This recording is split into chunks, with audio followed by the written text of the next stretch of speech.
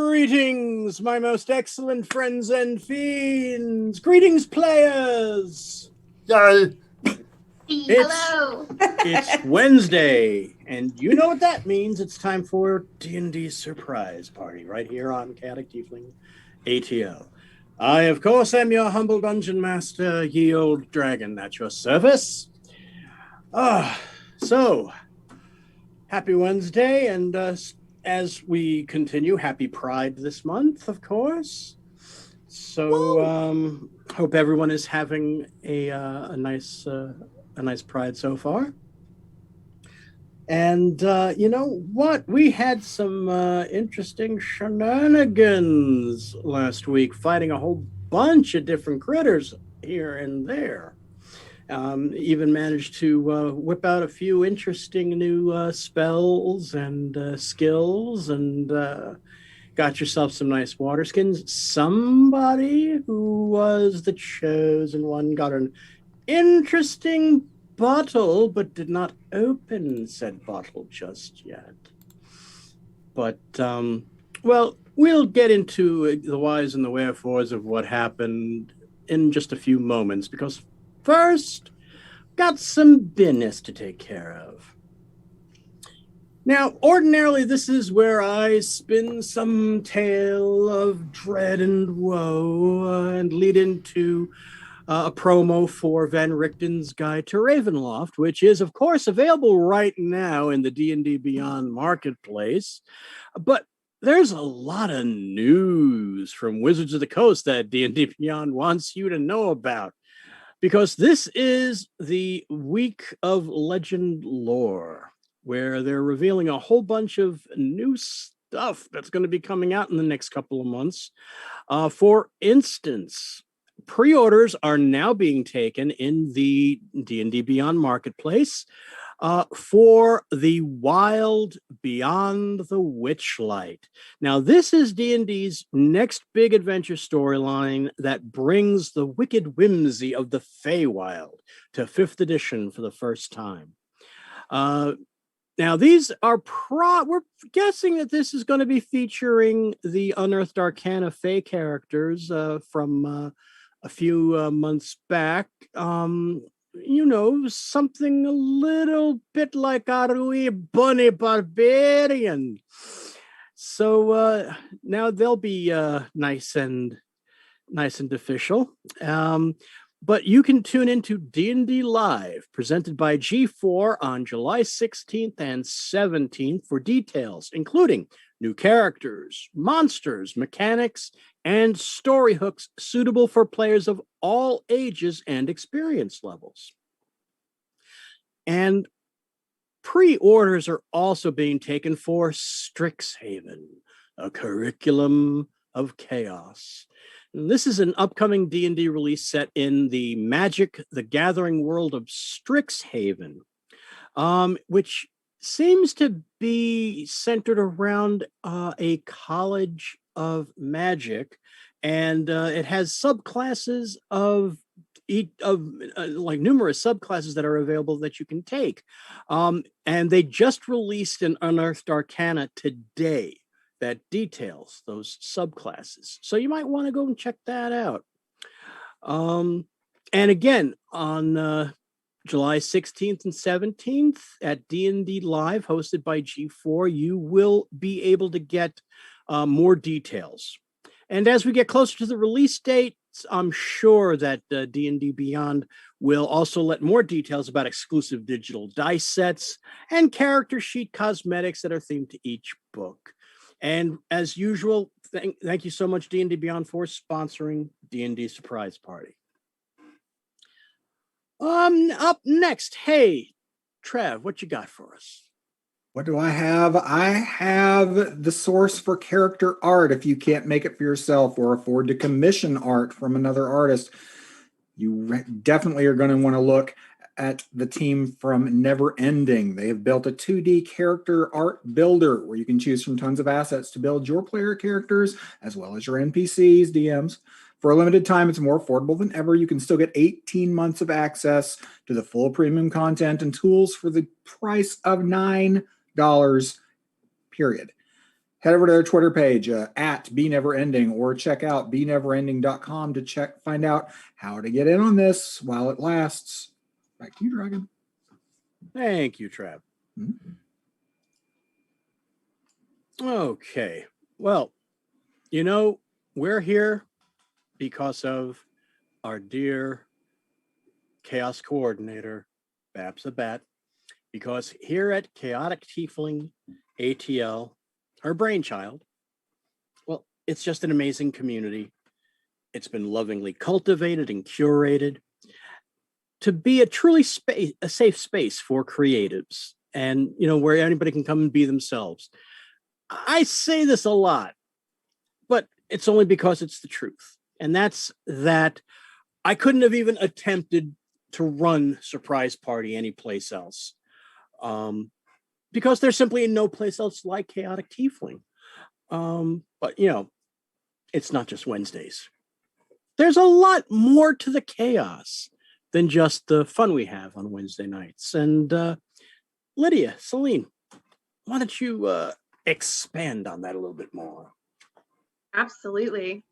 So actually this Saturday night, June the 12th at 7 p.m. Eastern time, is What Streams May Come, which is our monthly Shakespearean live reading streamed performance. It returns again this Saturday night, June the 12th at 7 p.m. Eastern time. It's presented by we're presenting Shakespeare's Henry V. Join our hosts, the dynamic duo of Our Lady of Shadows, Jessica Skellington, and the Bloodhaven Bard himself, Finnegan Archer, for our first presentation of one of Shakespeare's historical pieces. Enjoy a cast of randomly selected actors who in turn will play randomly selected parts with no rehearsal whatsoever, much to the amusement of everyone. It's a lot of fun. That's Saturday night again. Celine, what's happening on Sunday morning? Right on the heels of all of the Shakespearean shenanigans on Saturday night. This Sunday, June 13th, Utharian Legends, created and DM'd by our wonderful Strike Red Kite, moderator supreme, returns featuring our very own Big B, the aforementioned Finn and Jess, as well as the wonderful Robogoblin and Blaze of Gloriosa. Plus, you never know what other familiar faces might pop up from time to time as guest players or even as NPCs. For example, this Sunday, one of D4's Dungeon Masters, Dustin, will be guest starring as a stowaway on the Legends ship. So get your brunch food, your mimosas ready, and be prepared for some seaside shenanigans on Utharian Legends. Dragon? Thank you very much. Okay. Well, apparently I have been advised by my counsel that we have not yet heard from the party of the second part. But that being the case, apparently we have an injunction, so I can tell you in a limited fashion to hit exclamation point forsooth. Oh, excuse me. So that you can find the link to my TeePublic shop, where you can get Delvers shirts and other D&D surprise party merch. You can also find Shakespearean-inspired merch, most of it inspired and requested by the various casts of What Streams May Come. And you can find other D&D-inspired merch and some other pop culture merch. And this month, I have added a number of Pride shirts as well. There is a Shakespearean Pride shirt. There is also several versions available right now of the season 2 surprise party logo that features various Pride flags. So you can go and check them out. And there will be a sale starting after midnight tonight, going through midnight Saturday, where you can get up to 35% off on the shirts and other discounts as well on all the other things like notebooks and laptop covers and travel mugs and coffee mugs and pillows. Yes, even pillows and wall hangings and, of course, masks. So if you follow that link, you will find my TeePublic shop and help a dragon out because I have legal fees that I have to take care of now. Party of the second part. So anyway, that's that. And I thank my counsel very much. And we will see what happens maybe next week. Party of the second part, indeed. Until then, forsooth. Forsooth. That's right, because at Chaotic Tiefling, when somebody says that word, we drink. All right. So now that that business is attended to, let us attend to adventuring business with our friends, the Delvers. Yes. So our wonderful party found themselves spirited away to the desolation that is known as the Wrathlands, on the other side of Hercune, away from their home continent of Firth. And after a series of events that proved a bit stressful to Agamemnon, the mechanical, magical owl friend of Danos, the Delvers divined that they need to try to find a way to what should be the location of the Ravensfjord Dungeon. The Ravensfjord Dungeon is actually a dungeon that appears on Firth every 6 months. And they're now 3 months away from the next incursion. So it was advised that they try to get to the Ravensfjord Dungeon in the hopes that maybe they might be able to go along with it when it returns to Firth. So they have to brave the Wrathlands. And it turns out that it's not exactly a 100% land-wise matchup to Firth. So they do have to make some turns here and there, go out of their way from the direct line. So hopefully they should be able to get there still in time, but they don't know what they're going to encounter on their way. So they've already faced down and taken down a skullworm, although granted not as huge as the gargantuan beastie that took down a rock in the desert back home on Firth before they entered the dungeon. And they also managed to take down 3 enormous earth crabs, including one very handily taken down by Squeaks, whose wild magic burst took an interesting and unexpected effect. And we will get into that a little bit more as we go along. So that is where we left off, right after the battle.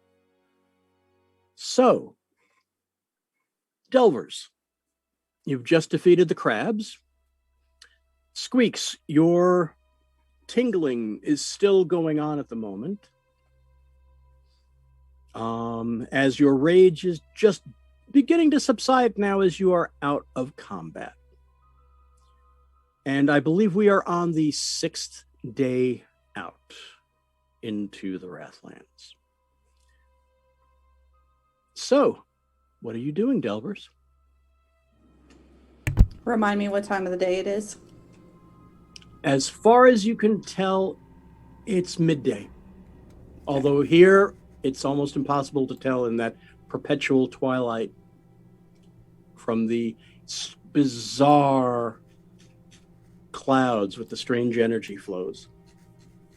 I was wondering if perhaps some of the crystals might be salvageable or useful, since there were crystalline features to them when we first encountered them.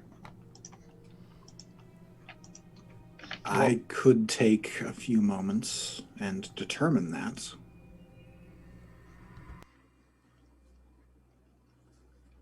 Would the rest be amenable to that? Or do you want to continue on immediately? And we got a few minutes. I'm definitely in no rush to meet more of these characters. Yeah, we can take some time. Salthus will take out the crystal lens.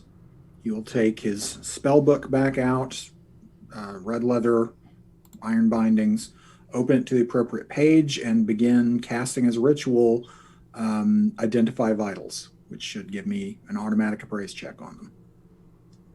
Okay.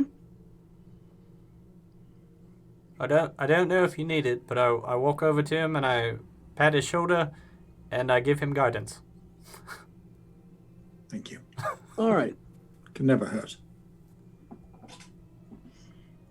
In the meantime, does anyone need healing? Nope, I'm fine. Nope, good. Excellent. While Salthus is doing his thing, Diazir is going to keep an eye out around the edge just to make sure that there's, nothing else showing up and interrupting the party, and looking to see if there's any, usable water or food around. We seem to be doing okay, but, since we've stopped. All right. So, you learn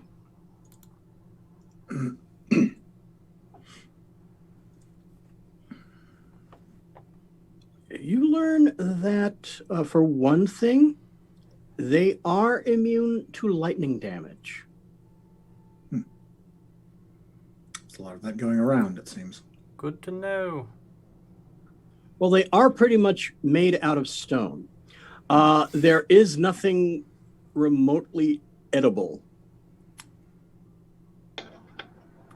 Unless you can eat rocks. Right. These are pretty much elemental creatures.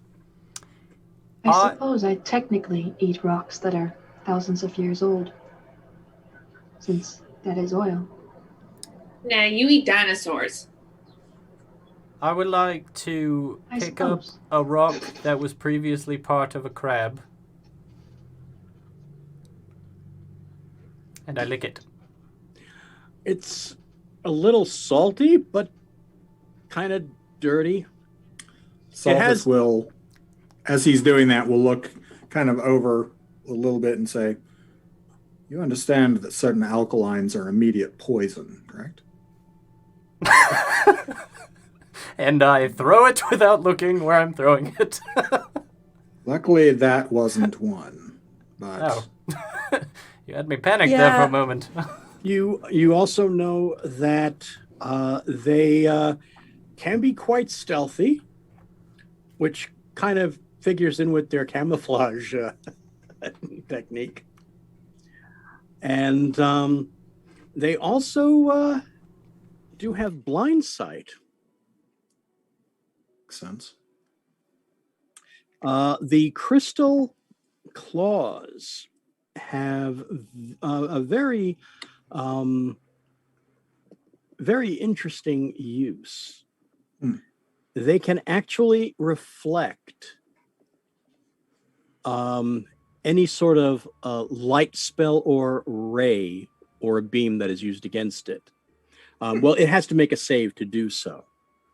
And it would reflect the attack back at the caster. And that's it. That's if it's hitting one of the claws. And the caster would have to make a dex roll to dodge it. Spell reflect. Oh boy. Spell reflection versus radiance is not a terrible thing. We might wish to take these if we have the room. You'd let me see. My shatter should have, at least for the two that were close to me, destroyed some of the bits and pieces. I was wondering how many were remained intact. And I kind of smashed one. I mean, depending on how large they are, I do have my bag of holding. There are two. There's one on two of the different ones that have the claws completely intact. The others are pretty much broken. A small percentage of the of some of the larger chunks, though, are viable as at least components to be utilized. Are there any chunks that could fit inside of a bag of holding? Well, do you demonstrate the bag? I told them that, like, I do have my bag. So, and you can see that one of these claws can just about barely fit into the opening of her bag, because her bag is actually a special bag of holding. Oh. I look at the bag. I don't think this will fit. So, I mean, and she just kind of walks over. So, did we actually remove the claw? Yeah. I'd remove No. one. Huh? Yes. Yeah, I'd remove one. Yeah, okay. And she just kind of like takes it along the end and just pulls like this. And then does this and puts it back on her hip. I thought Min was weird. Very practical. That is off-putting. That bag is amazing. I found it in a dungeon. That makes I once sense. saw a bard get drunk and try and shove me with one of those. No, I would not recommend that. You know, the whole lack of air thing. Well, good thing I kicked his teeth out. Yeah. Breathing is kind of important. Yeah. A little bit. You would survive for a few minutes before starting to suffocate. Good for me. All right. So, are you going to take any of the extra chunks as well? Oh, yeah, Yes, if, anything that'll fit we in the can. bag. Okay. You also notice that on two of the crabs, the eyes within the eye stalks are intact. Gem-like quality, I'm betting. They're crystalline, yes. Valuable, I'm going to guess. Valuable, but not inherently magical at this point. Not magical, no, but valuable. They're each worth about 50 draconians. Uh-huh. They're not exactly more plentiful on Firth. You know, I But don't believe that's the magic of appraisal. I do not Do believe I- that my scalpel is going to be useful here. Does anyone have a pick? Hang on, I Small got hammer. I have Mason's tools. That would work. I am made Chisel of and leather. hammer. sickle. I've got a sickle. Will that help? The mason's tools The are probably mason's going to be the tools, best. if you may, I borrow them briefly, Absolutely. Lydia. Yes, I hand them Thank to. you. I've also got a javelin that's scaled for a bunny. So a toothpick at that point. Oh my god. Danos Ow. Danos looks in his bag and says, "Oh, I am grossly unprepared for this journey, as I have just about nothing useful in my bag." In fairness, I think we were all a little unprepared for this journey. Well, yeah, Point. true. Salthus will use the loaned chisel and hammer to secure the gems. And if that doesn't work, I have a crowbar I've got a mace. Perhaps I that can I assist forgot I with had. holding them stationary, since you Okay. missing with the chisel will not hurt me. Or All a right. miner's pick. All right. I need you for a successful harvest roll. I need you to do a dex save plus add nature, since this is a beast. You can add your nature modifier. And you said you were helping me, Strix? Yes, I can assist. What's Also, your nature? 5. also, you have guidance. I doubt you will need it. You might be wrong that I won't need it. Let's add that. Yeah, I saw that roll. Yeah. So that's 10, 15, 18. Okay, you are able to pull out to successfully extract the eyes out of the first crab. Okay.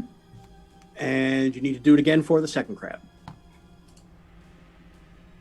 I can inspire you this time instead of guidance. And that's a d6. Okay. Question, can you do both? 15 this time. Oh, Yes. never mind, he already rolled. Yeah. That's no problem. You got it as well. But So- yes, you can. Guidance and inspiration should both be stackable, Yes. since one of them is a spell and the other one is an effect. Gotcha. Definitely can be used in conjunction. I was Noted. wondering, are these crabs that we encountered native at all to our part of the world, or have we never heard or seen of these before? No, you've seen them, or heard of them. You know of them. They have been encountered more infrequently in Firth, but on Skand they're quite plentiful. Skand is, of course, the southern continent in your hemisphere, and that's where teams from Harvesters Incorporated tend to go for on monster hunts to obtain components and whatnot. And there are not much, because none of you have really had any interactions that much with people from Thrid, so you're not quite sure of them over there. But if the Wrathlands are practically connected to Thrid, there's probably a good chance that they're on Thrid as well.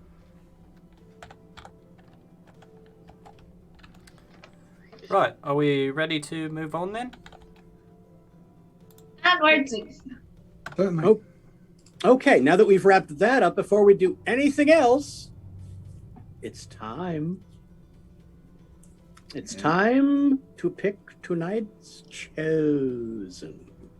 Which is Now, not me, Celine- because I'm immune. Celine, you have immunity this week. Not it.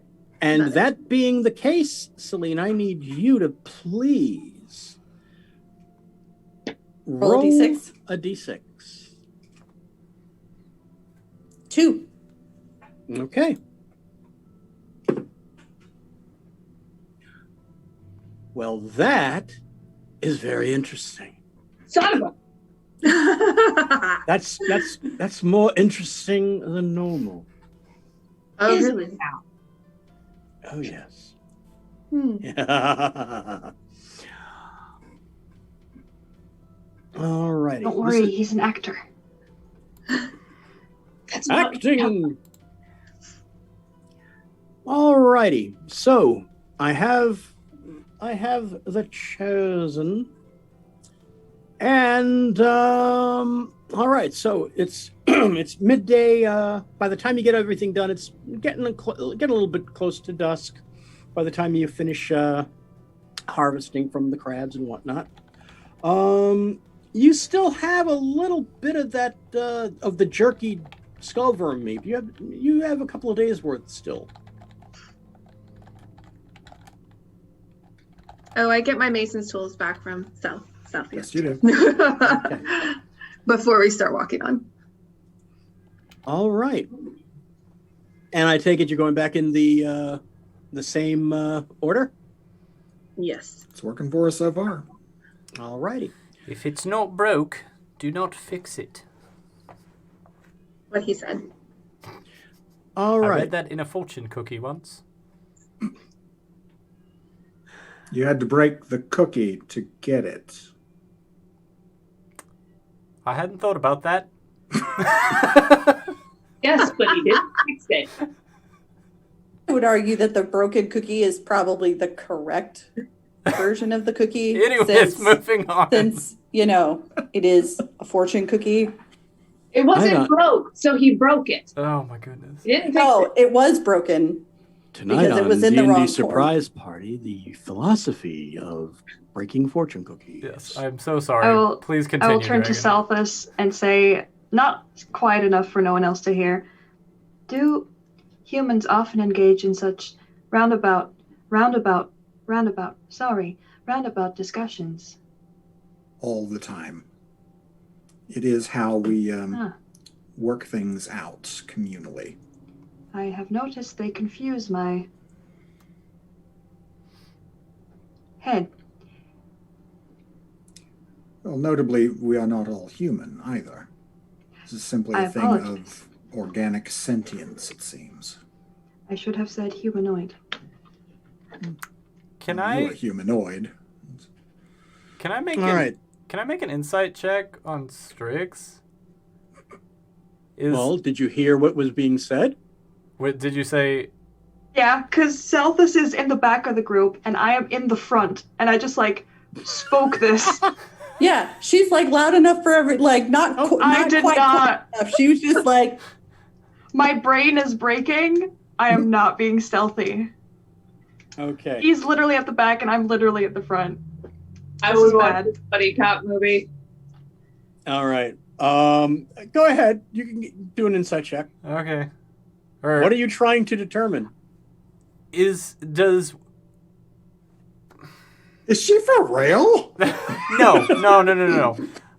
Like, oh my god! I'm speaking specifically of this thing that just happened. Does it remind me of what happened with Agamemnon?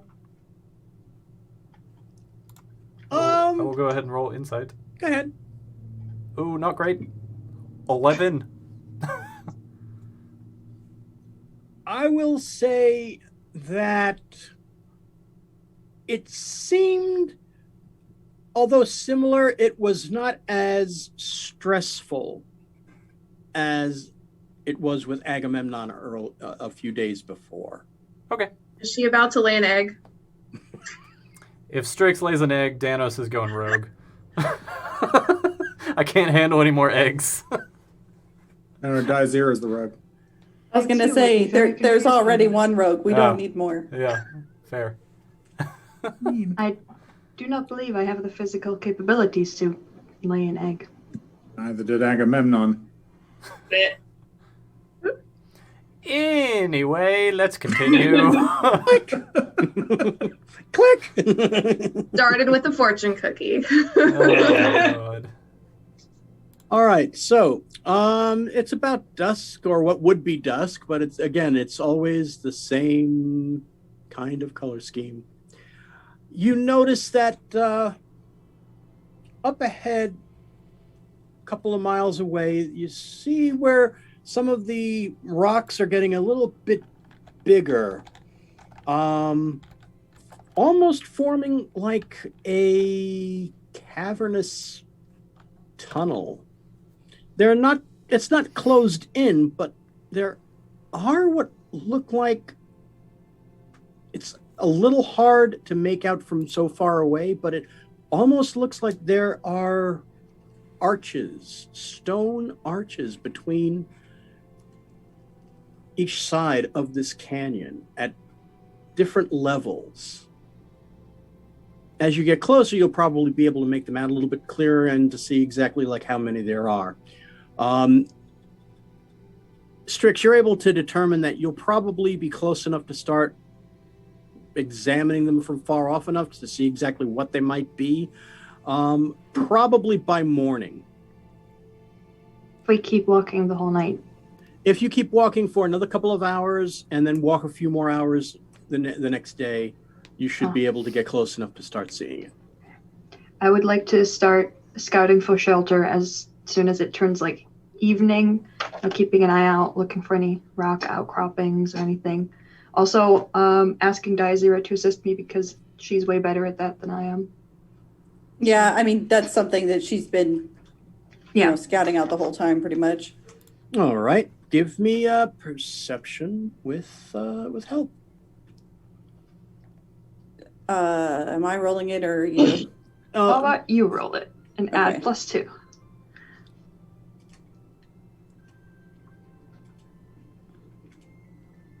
Did it roll? Oh, no.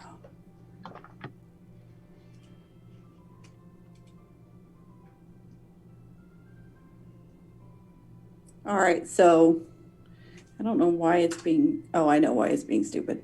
All right, I'll have to fix this in a second. But it was 24 plus 2, so 26. Okay. You do find a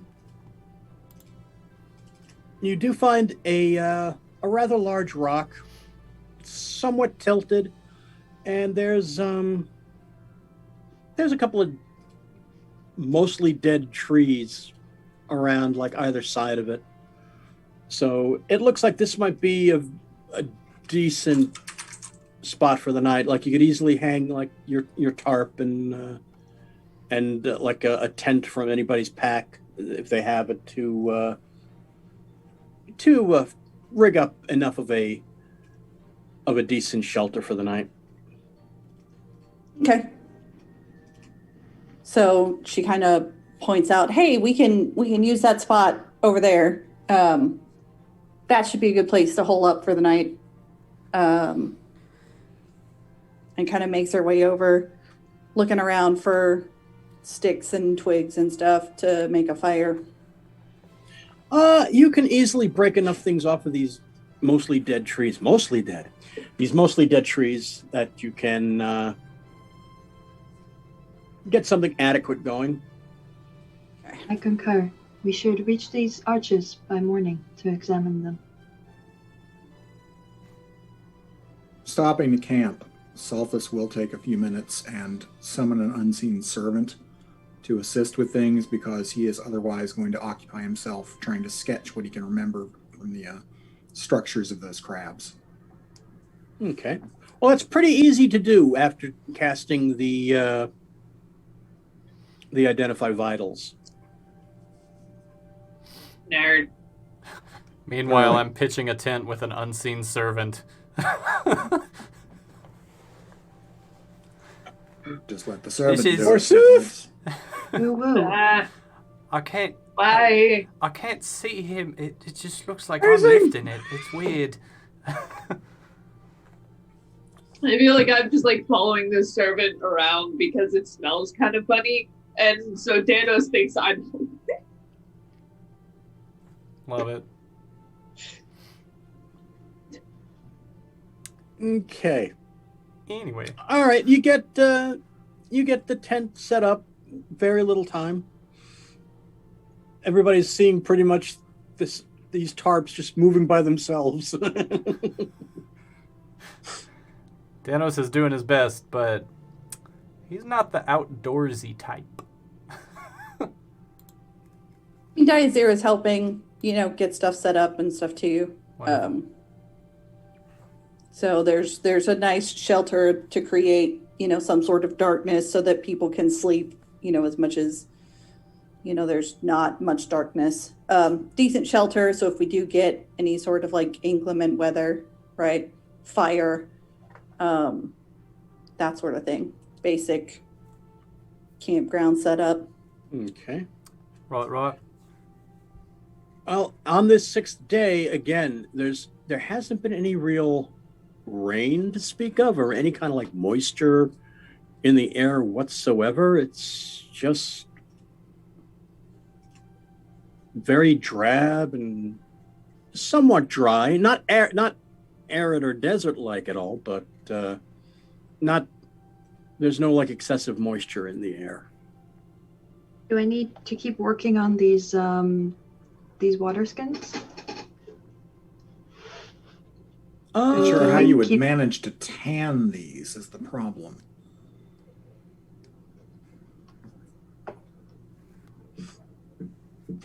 I, in real life, do not know how tanning works, so I cannot. It takes Same. a couple of weeks to make fresh leather into usable Yeah, but they're scales. worked leather. They are scales. They're actually a little bit easier to work with than real leather per se. In fact, Danos, because you did the Identify Vitals on the Skullworm, Yep. You know that it shouldn't take too much to get them in any sort of capacity to make decent water skins out of. So you've been able to figure out that if just by leaving them out and drying them and maybe hanging them like a few feet above like a fire or something would also help get them to the point that you'd be able to use them. And then if you boil them for a couple of hours, that'll finish it up. I relay all of that to Strix. Thank you. That is very helpful information. Yeah, I'm Lord not sure how Kerbal. I know it, but for some reason I just know it. Thus the value of the Identify Vitals spell. Oh, right.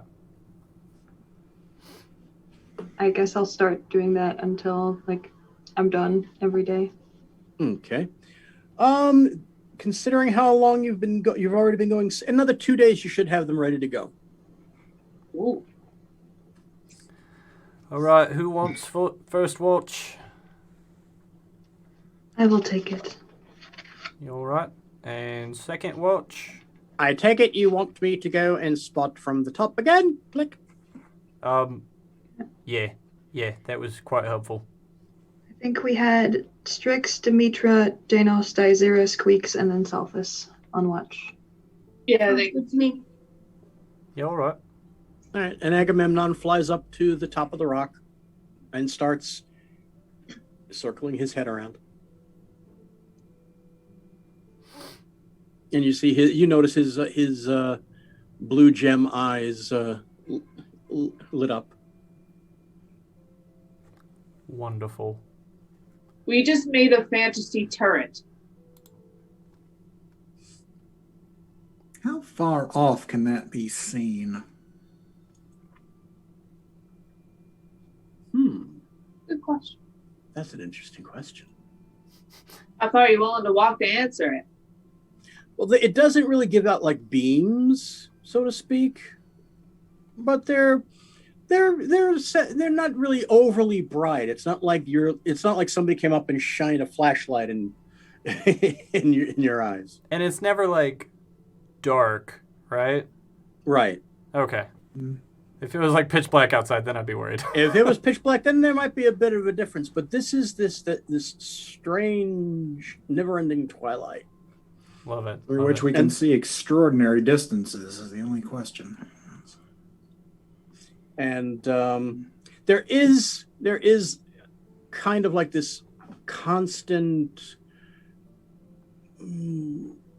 or almost orange kind of tinge to everything from the strange energy in the clouds, the way it's making the ambient light. So it's really like a twilight. Yeah, all right. All right, well, I'm going to get some should I wake me up when it's my watch? And I go to sleep. No, wait. What? Wait. Daisy's gonna like plop down next to Danos. Yes. So I found something. Was it shiny? I mean, kind of? Is that a snore? What? Sorry. Squeaks made a noise. I thought it was a snore. So Daizira's like she's loud to get his attention, then when she plops down, she's quieter. Oh, right. So it was while I was on watch a few days ago. And I've been holding on to it, but I don't know. So she like opens her bag of holding and like reaches in and kind of rummages around, pulls her hand back out. God, those things are sharp. Pulls out a bottle. The hell do you have Of in rum. there? I've got crystal claws in here. Oh, that's true. I'm glad my bottle didn't break. What does She sets it on the floor or on the ground. DM, do I recognize what this bottle is? Give me a history check. Oh, I'm proficient in history. Wonderful. So Diazira goes on to explain, yeah, it's like a 50-ish year old bottle of rum. Oh, I got a 15. Do I know anything about this 50-ish year old bottle of rum? Is it good rum? You know that's pretty much what it looks like to you too. Yeah, it looks like rum to me. For as far as either of you know, this is a 50-ish year old bottle of rum, which probably was dropped by maybe somebody else that was in the same boat as you, literally getting dropped off by their dungeon. Who brings a 50-year-old bottle of rum into a dungeon? Well, who says it was 50 years old when it got there? That's a good point. Who brings rum into a dungeon? Me, if I was going into a dungeon? I mean, why not? Anyway. I just imagine you guys talking to each other, and then Squeaks is just coming up right behind you and inserting himself in the conversation. Just leans into frame. Yeah. Hey! Perfect rum. So anyway, I've got this bottle of rum. I don't have any cups. And I'm not, like, super worried about, Wait. germs. It's alcohol. We could use a break. Hold on. Does Holding. If you go from saying you didn't bring anything useful to suddenly having service for 6. I have a mess kit, which it says this tin box contains a cup and simple cutlery. So I have 1 cup. 1 cup. I think we all have a mess kit. I was gonna say 6 adventures and 1 cup is just not gonna do it. It's just not gonna do it. Don't Good night, make that everybody. reference. Thank you. Good night, everybody. Oh dear. I mean, if you're Phrasing. if you're willing to share, I have my own cup. Sure. Forsooth, let's show our cups. So she so how is this Yeah, mine's closed? branded. Is it a cork?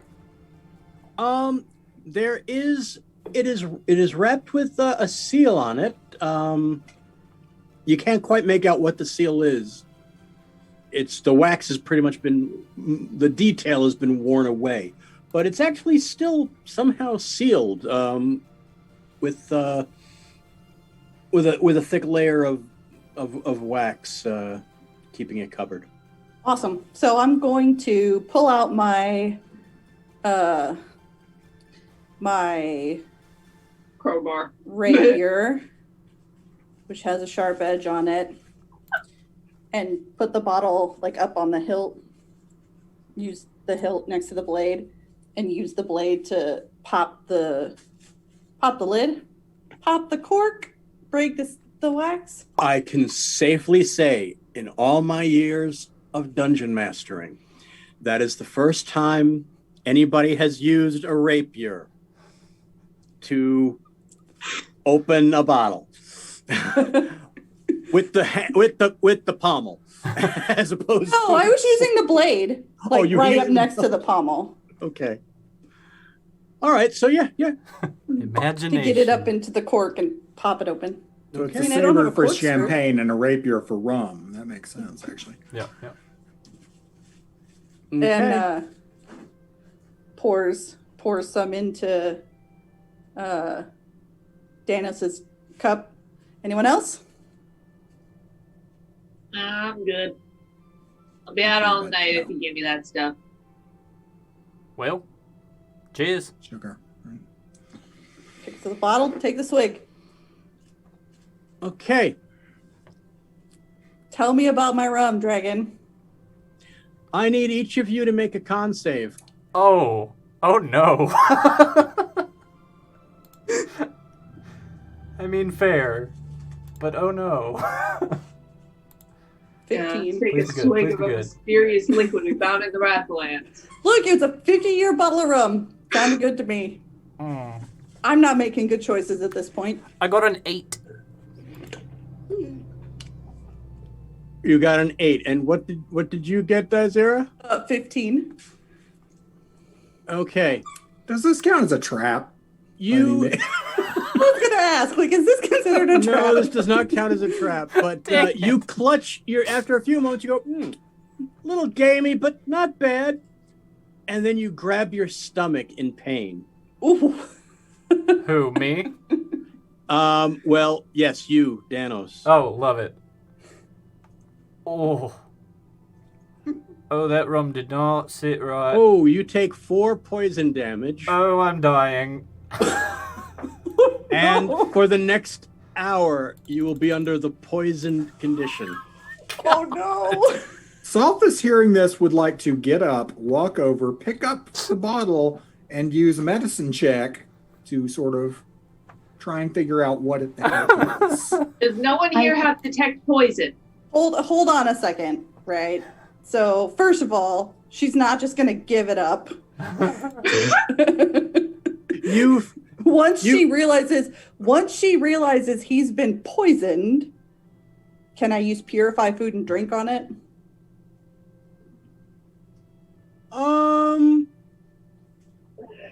Yeah, you can. It's just that this booze got pretty ruined. Also, no, do I know that I've been poisoned?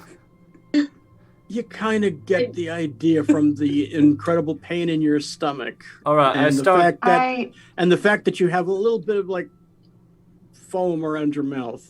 I start rubbing my chest. I start rubbing my chest, and I'll cast Lesser Restoration on myself. I will reach over, pat his arm just to touch him, and cast Cure Wounds. Thanks. All right. I feel much better. I'll give it to you. You get your 4 points. You get your 4 points back, and you are no longer poisoned. Yay. Wait, never mind. I can only cast Cure Wounds on myself. Healing Word. Oh. Either way, that'll work.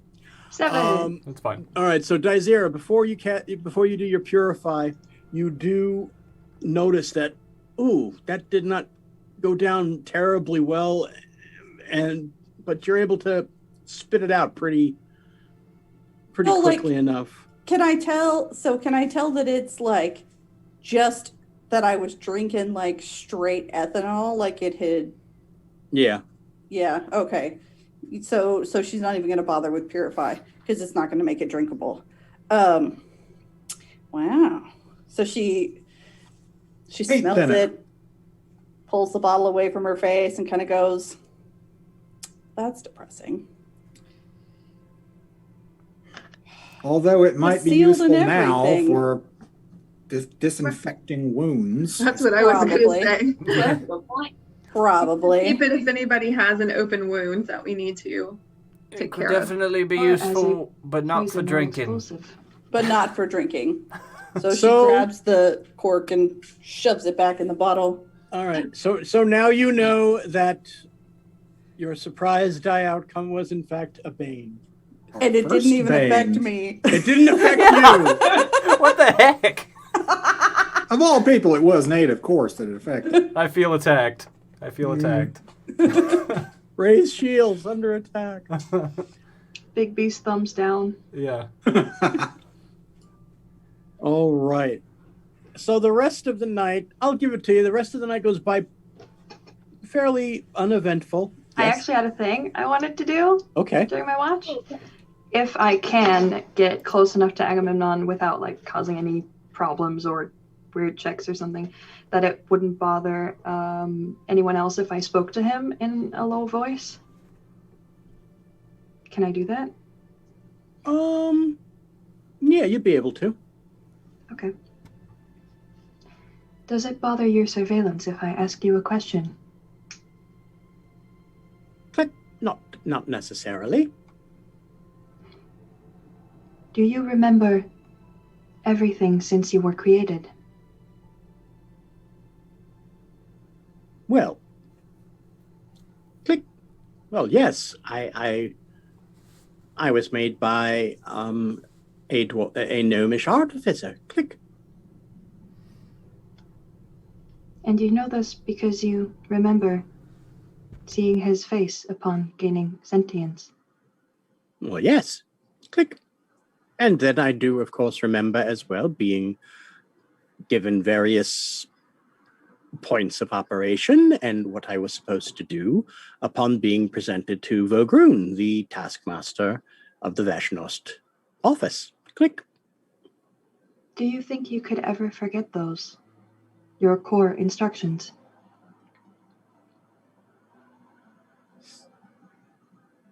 Perhaps if they were erased. Click. That is what I thought. Thank you for your answers. Was it any help? Click. I do not think so, but I don't appreciate them any less for it. Well, I am glad if I could be any help. Click. It is fairly, I suppose, nice, click, to be appreciated for once. Click. There are many qualities about you that should be appreciated. I thank you. Click. It is nice to speak with someone that understands. Click. I feel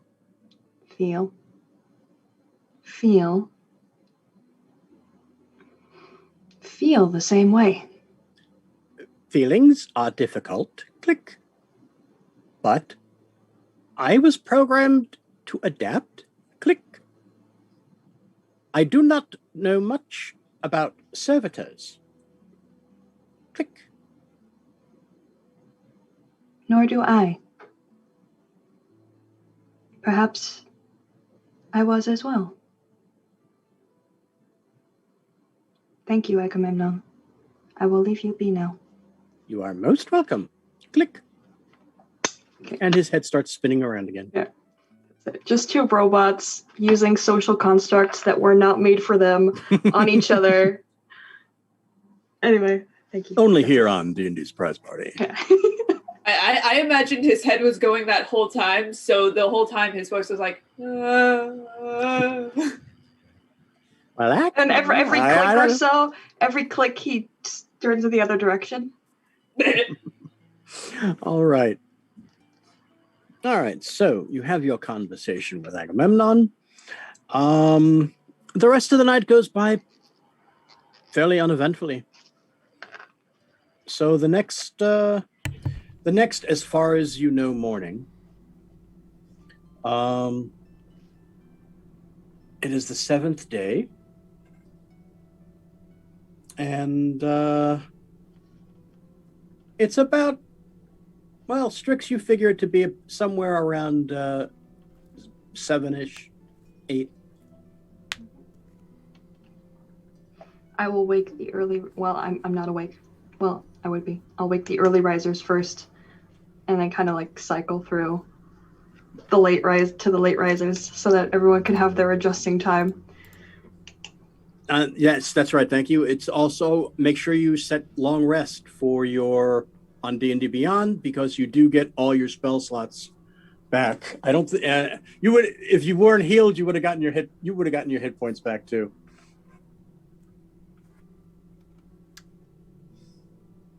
All right.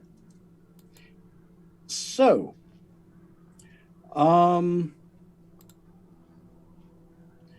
right. So you have you have the rest of the day to do pretty much almost anything. I guess you're just going to keep on going through. You're roughly about going 45 degrees off of the straight line to the Ravensfjord Dungeon. Until we get to those arches, I guess. At least, yes. As far as you can tell, you need to pass under the arches to be able to veer back towards the proper path. You should be able to get close enough to do a little bit more a better observation within the next few hours. And we're actually going to take our break a little early tonight. And we'll be back in 15 minutes or so. I do apologize. Something came up. We just want to take care of something very quick. And we will be back in 15 minutes. So don't go anywhere. We'll see you on the other side.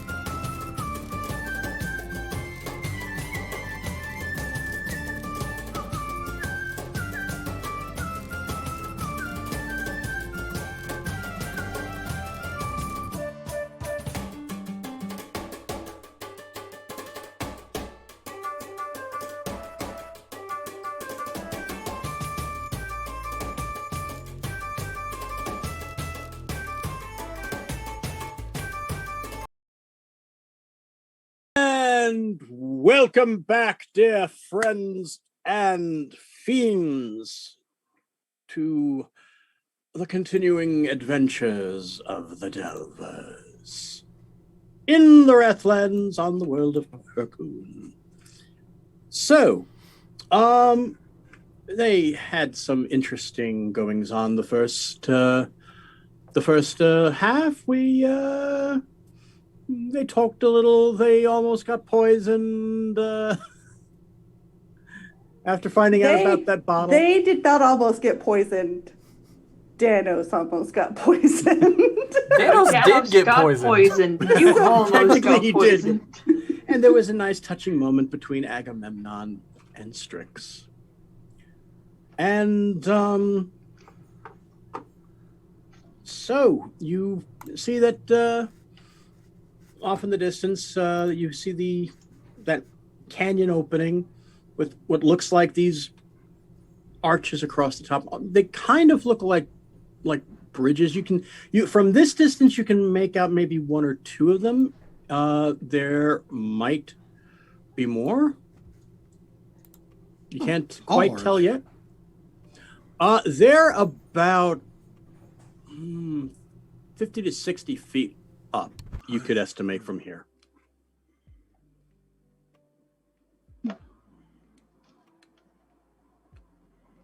So, you have the day, and as I said before we went to break, you're currently heading away from the straight line to Ravensfjord by about 45 degrees or so. I will explain as much to the party so that they do not get worried about our course. Okay. So, you pack everything up and are going to be heading out then on day 7. Yeah. All right. It'll take you about 2-3 hours or so of walking to get to where you can start really making out a lot clearer look at the canyon. You all right? Can we... So the first... Go ahead. You said we can't tell at this point what those tall arches actually are? They look like they might be bridges. They might be braces. You can't quite tell from here. Okay. So after the first hour, I need a perception check, please, as you're going along. From everyone? Well, if you want to keep the same modus operandi with Dizera and Strix helping her out, you can do that. I'll help you this time as well. It's a good thing that happened because I rolled a 1. Rolled a 19, so. All right. Okay. So I can imagine everyone would be looking at a little bit more with arches on the horizon. You definitely have more of a fixed point than you've had previously. I'll assist Dizera. I have a +4. okay. I have a And- +2. Okay, so that's 17 then. Okay. Fortunately, it's fairly quiet out. The rarest of times you hear like a faraway bird. At least you think it's a bird. It means your ears perk up. You seeing a lot of birds out here? Not really, no. Hmm.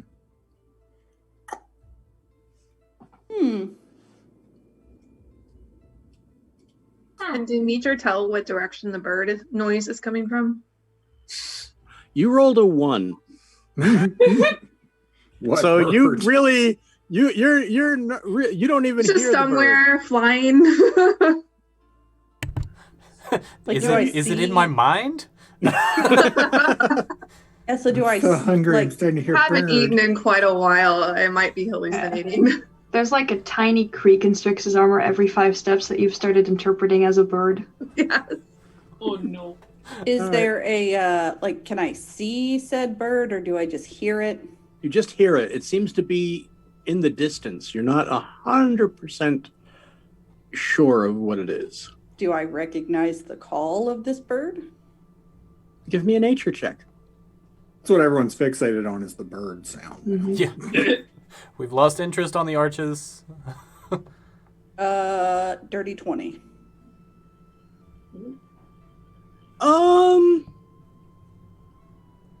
It's I a could rock. have used that 19 in other places. Roll 20. Come on. I You- mean D&D Beyond. You're not 100% sure, but considering how you're looking around and you don't see anything nearby, you're wondering how big something like that would have to be for you to hear it and not see it. Or it could be invisible. Or it could be even above that cloud line. Danos, Yes. perhaps we could send, once we get a little closer to the arches and the canyon, Agamemnon a ways ahead to make sure we are not walking into an ambush in the canyon. Agamemnon, you up for that? Affirmative. Click. Sounds like a plan to me. Do we want Hold, to be... please. Hold, please. Holding.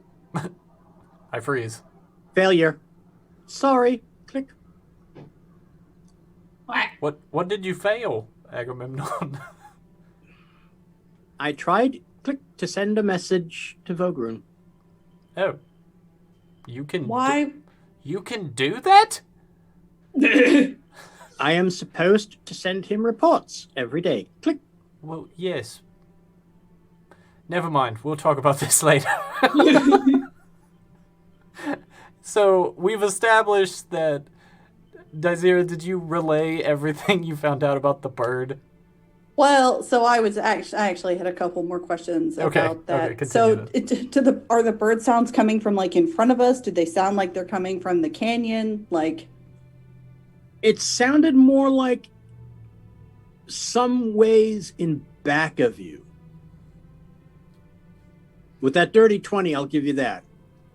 It sounded like it was in the distance behind you from where you came. all right. So, I don't know what kind of bird it is, or even if it's a bird. It sounds like a bird. And apparently it's coming from behind us. We're not going back for it. Well, and considering that we can hear it but not see it, it's either flying really, really high or it's invisible. Or I'm imagining the bird, but you guys also heard it, so I don't think it's me. I just hope it's not hunting us. I'm gonna go ahead and cast Pass Without a Trace. Probably a good idea. And I'm gonna give myself Blessing of the Trickster. Perhaps we should proceed cautiously for the next hour as well. You alone hear that chuckle, Danos. Oh. Speaking of hearing things, have we heard Agamemnon give that error message in the last 6 days of travel?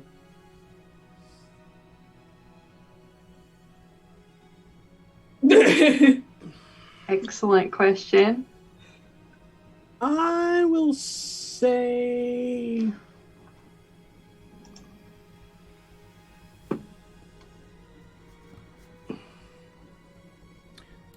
Strix, you may have heard at night. You may have heard something like that at night during the watches. Yeah. Interesting. Agamemnon, I have you been trying that daily since we've been here? Click. Affirmative. Have any of them gotten through so far? None that I have been able to ascertain. Click. Something is not allowing it to get through. I have not been able to make contact with Vogrun. Click. He has spoken error messages like this on previous nights. I assumed it was an internal error. Something about the Wrathlands inhibits sending spells. I That's don't think why- that should surprise any of us. No, likely not. Assuming, of course, that we are when we think we are, not just where we think we are. We are stealthily walking and talking, by the way, I think. Yeah. I assume by now. Quietly-ish. Danos disappears because I rolled a 32 on my stealth. Voice. You see Agamemnon floating there. You use your Furbolg ability and appear 6 seconds later. I stealth into another campaign. I mean, if the You worst find case yourself scenario- on the continent of Skand. There's a bunch of harvesters around you. Not again! I mean, worst case scenario, if the bird is actually hunting us, I'll just act like a wounded rabbit. We'll lure it in and kill it off. More food. Over your shoulder, you just hear, shh. Ah, quit whining, you big baby. There's a lot. Stealth checks. I was gonna say, so as we're walking forward, like Zira's keeping her eye out on the arches, obviously listening out for the bird. All right, as you continues to hear it. All right, you're getting closer.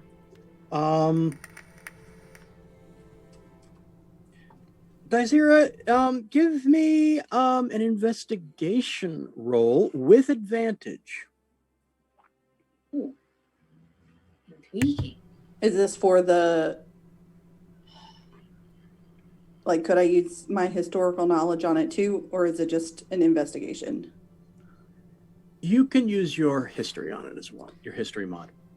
We're all Well, looking so I have the across, feat right? historical knowledge. So I guess, never mind. It's just investigation or investigation and history? Okay. Yes, it's investigation, and then you can add your. Well, you're getting advantage as well. So Oops. Well, so there's the 18. Let me roll it a second time just in case. If she doesn't share this, that she's doing this, I'm at least also looking, like, that's my main concern, those arches. Okay, so I rolled it twice, 18 both times. okay, you're looking at this canyon, and for some reason, you're getting the feeling that there's supposed to be something in that space. It's almost like something was sheared away from it. Like out from under the arches? Or like... The arches would be like over whatever should be there. Like a dungeon or a creature or a building?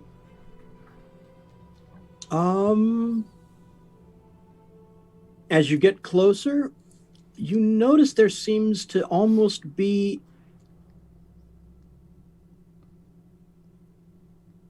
squared off on the sides of each inner canyon wall.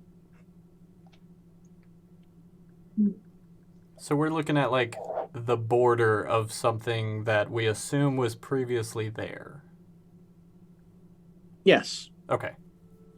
And about an hour or so later, you get even closer. And you're noticing even more now. There seems to almost be an outline of a foundation going from about 20 feet out from the start of this canyon, from one side to the other. Are we anywhere where a dungeon on Firth would be? You would know that this is not a dungeon that is located on Firth. There is no dungeon located at this corresponding Can I make a history check or something to see if I know anything else, if the arches give any information? Hold that thought for just 1 second, because you and Daizira do know too that there are other dungeons that have appeared on Thrid, and there has been at least one that has been found on Skand. Mm-hmm. Yeah.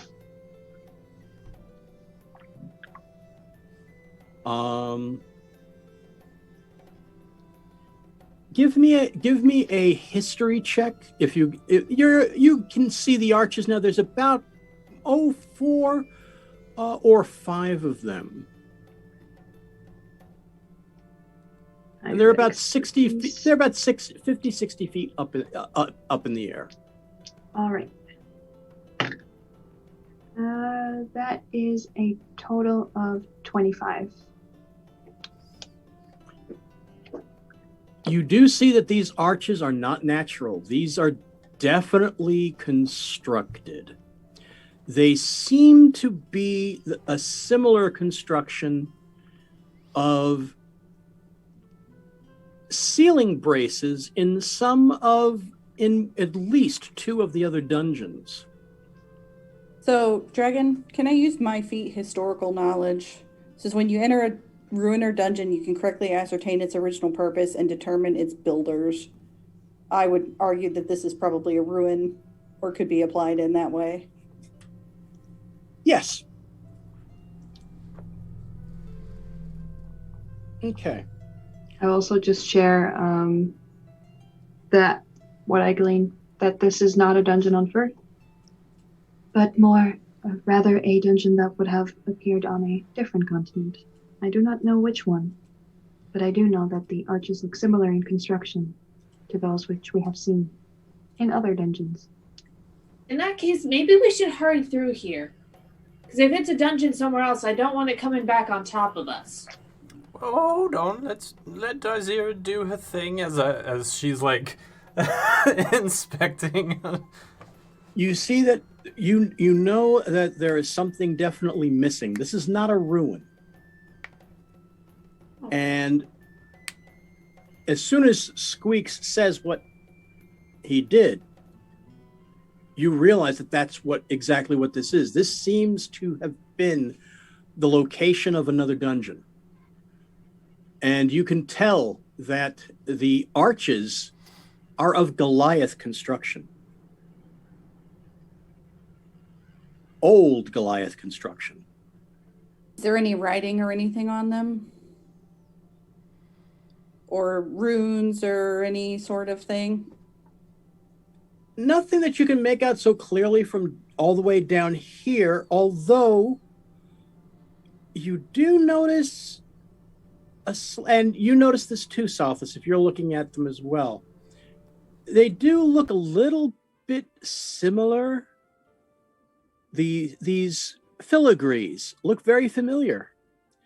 They're similar to the filigrees that adorn Strix.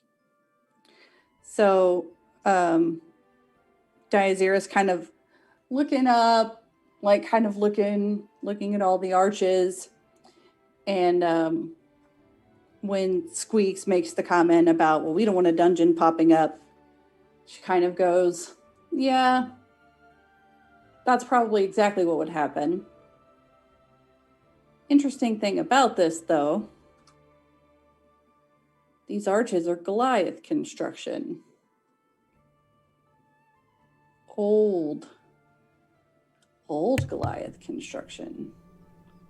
Interesting. That's where I recognize it. Strix, Yes, Salthus. up your sleeve, please. I'll pull up my sleeve. And Salthus will point to a motif that repeats in both places on some of the filigree. And you see that it's almost identical. That is quite Goliath. unnerving. I think we have Okay, an great. idea I'm glad who we had a need. history lesson. Now, can we get out of here? Perhaps we should find a way to circumvent the canyon and instead climb over so that if a dungeon reappears, we are not caught in it. How long would we have to divert around? So At this I don't know. At this point, you can see that there's not that much room to go around. There's really no way to get around it. You would need to go through this spot. If there was something there, you would probably have to climb over it to continue. So what does the distance between the arches, like how far are we talking? It's a good. It'll take you maybe at most a half an hour to walk through. Can I try, as we're walking, to get as accurate a render of all the scratchings on the arches as I can? Yes. Which I will not be watching my surroundings at all. I will just be fully focused on making a copy of those so that we don't have to stop for that. All right. Just because I have a theory, can I go up to one of the archways and cast Detect Magic? Well, what's your range on Detect Magic? I think it's 30 feet. 30 about feet 50 or 60. sphere centered on myself. Well, they're about 50, 60 feet up in the air. Can I climb?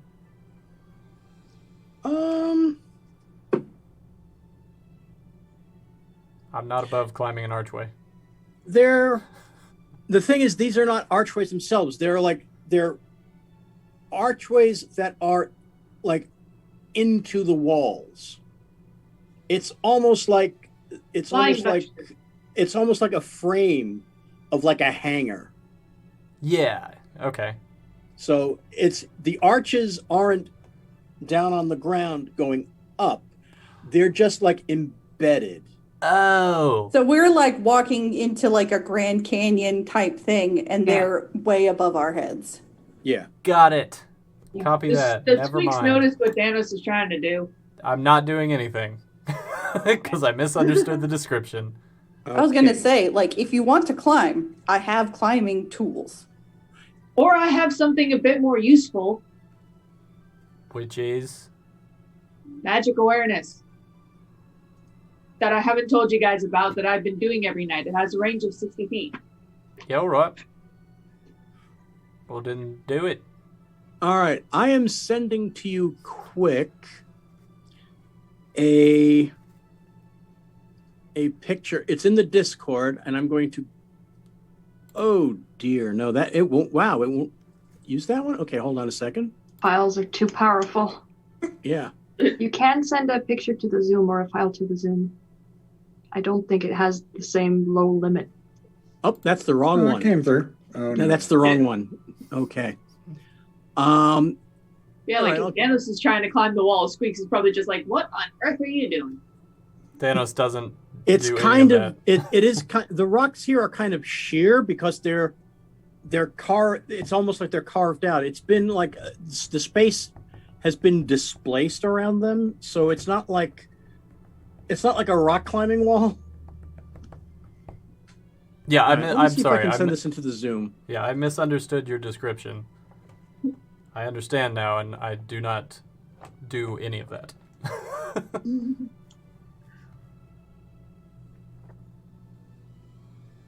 Okay, so you should be able to see it in the Zoom chat now.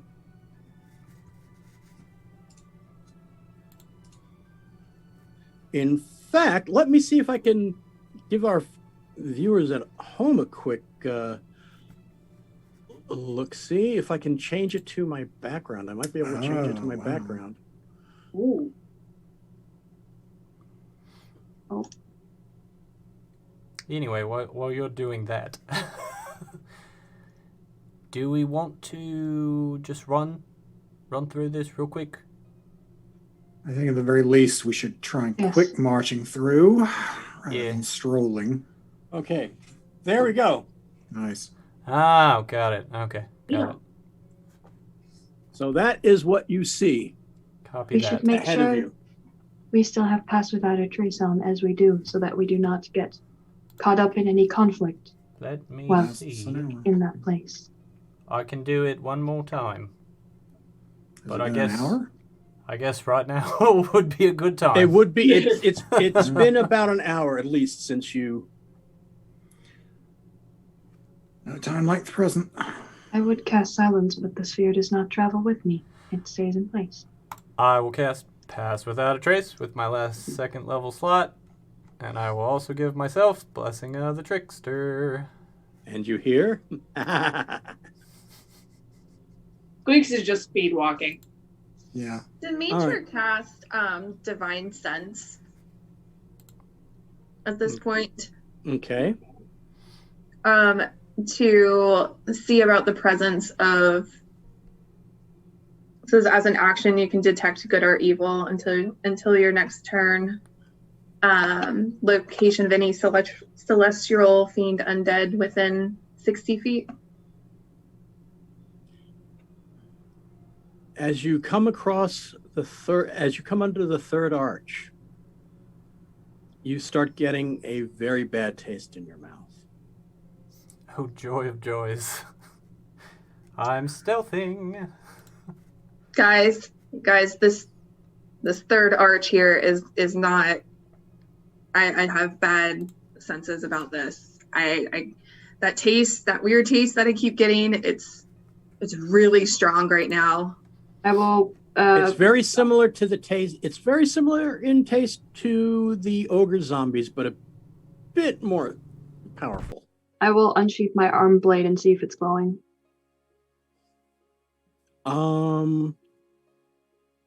Real quick walk. It's barely starting to glow. There are undead in the area. If our assumptions are correct, we should be quiet from now on. Right. I'll give you as a freebie that you have heard tell of armies of undead that are supposed to be in the Wrathlands. As fun as it would be to fight a whole army, I think maybe we should move a little faster. You should I also got- stop talking.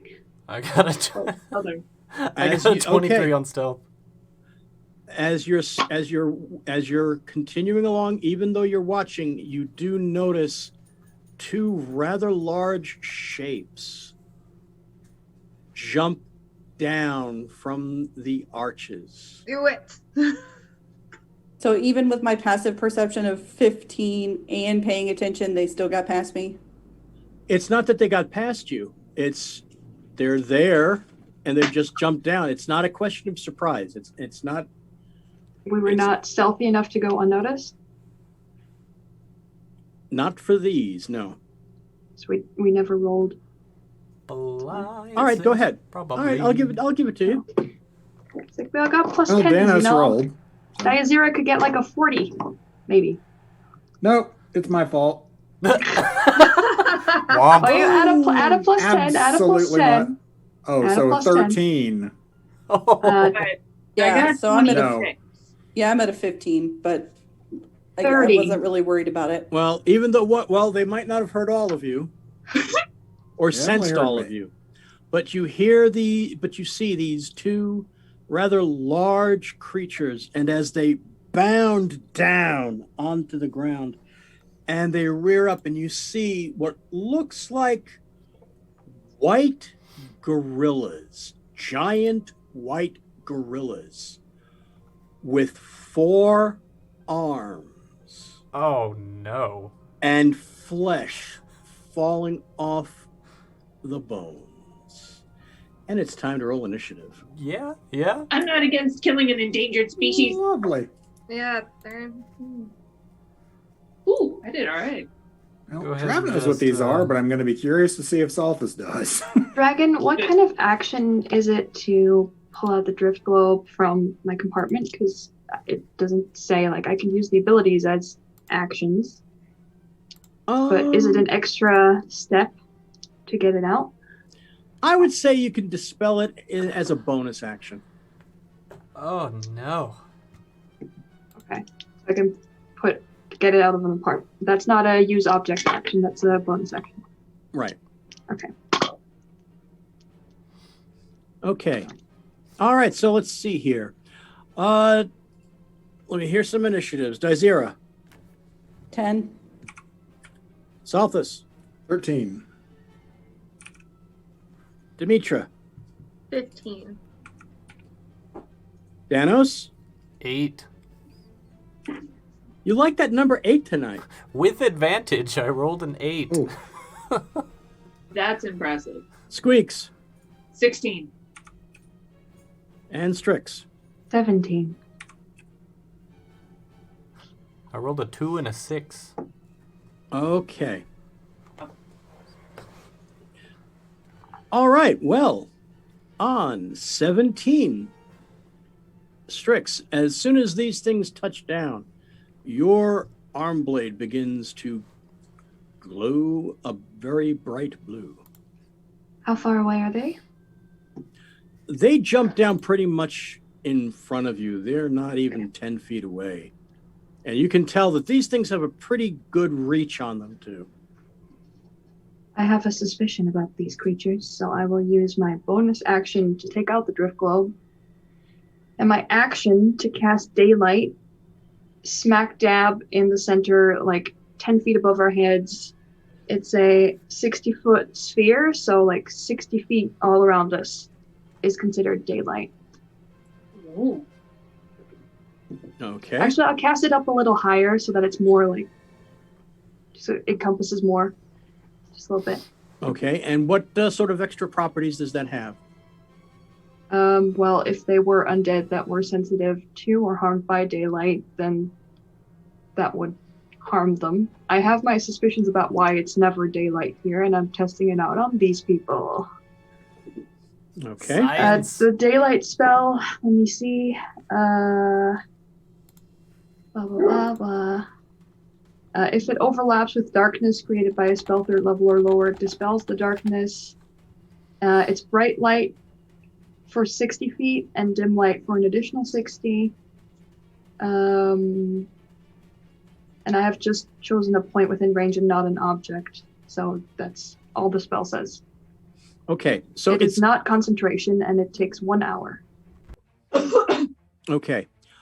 All right, so they're within the sphere that you cast. Yes. And all of us are. their first reaction, and your reaction too, is after this constant twilight, your eyes all have to adjust a little bit. So you're all pretty much on even ground. And you do see that they react to it as well. Does it actually impair them? Not that you can notice. You don't see them like blistering or burning. Okay. Or anything like that. Right. As movement, I will step forward closer to Tank, Okay. but offering enough room for Squeaks to be in front of me because he likes that. Okay. And that's it? That's it. Okay. And on 16, Squeaks. Rage! Okay, let's see what we got. Come on, pixies. That's my job. Aww. I got the flowers and vines again. The 7. All right. Uh-oh. So, you know what? Please don't Give be me shadows. give me a reroll. Oh, heck yeah.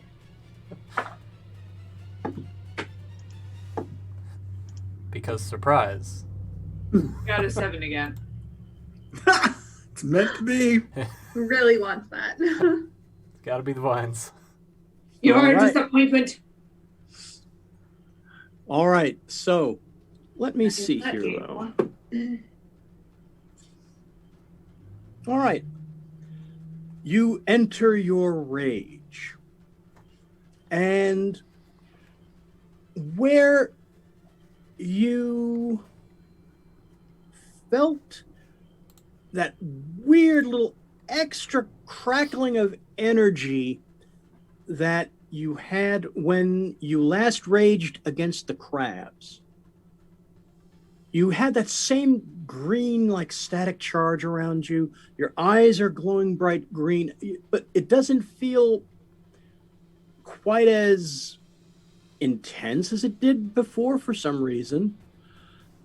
But these vines do grow up underneath the creature's feet. So it doesn't have the same kind of binding effect that it did last time.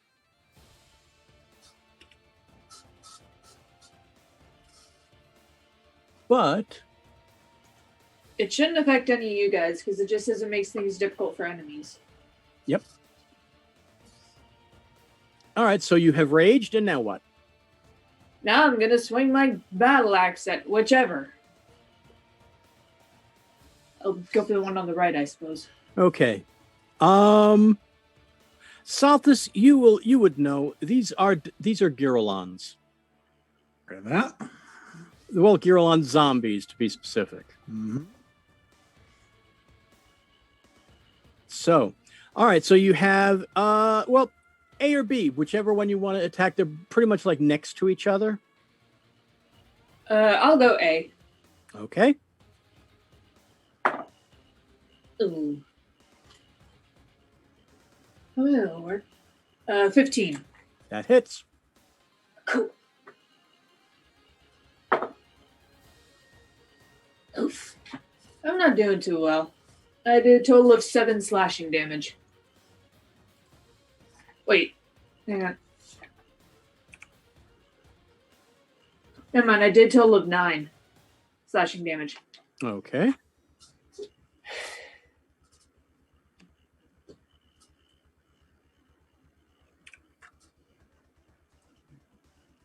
All right. Anything else you're doing?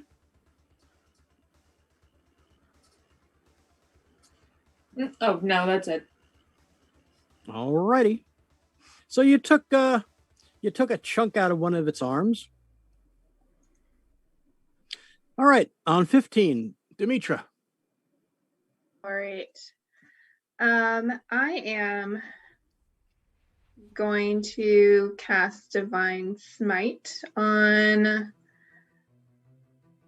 the one that's currently engaged with Squeaks. Okay, well, you have to actually hit it first for the Divine Smite. Oh, okay. You don't So have to I'm decide going that. to. Yeah, you don't have to decide that until you know whether you hit or not for Divine Right. Smite. Unless it's a spell that said like Branding Smite or Yeah. stuff like that. Your paladin ability, it's use once you know if you hit. Cool. Well, I was going to hit anyways with my battle axe, so we'll start Okay. with that. And which one? The same one or the other one? The one that's attacking Squeaks right now, Okay. or Squeaks is attacking, I should say. Okay. And that would be a 25 to hit. That hits. Nice. So now I will cast Divine Smite, knowing that I have hit it. And let's see. So one spell slot to deal a 2d8 with that first level spot. Okay. Extra damage for 2d8 for first level spot plus 1d8. Okay. Higher. I'm Well, just going to do first- first level. Okay, well, first, before you do that, roll your damage for your axe. Okay.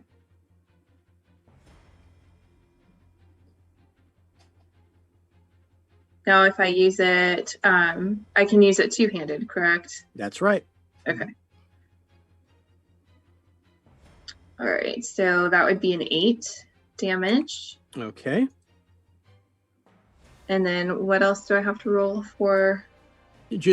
There should be, on where it says Divine Smite, you should be able to click on it, and it should have like a number next to it. Click on where the number is.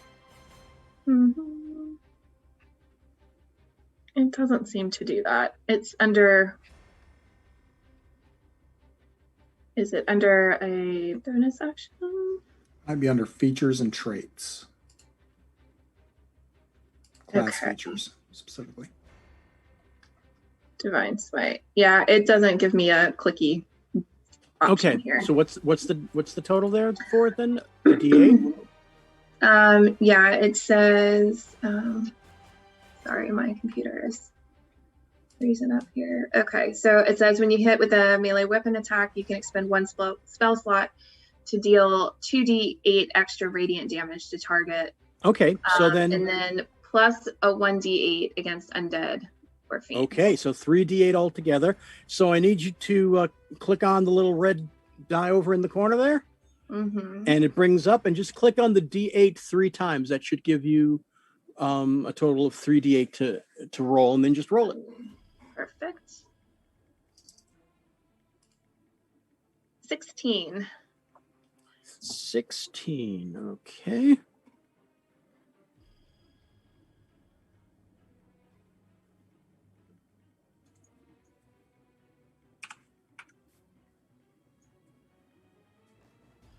Okay.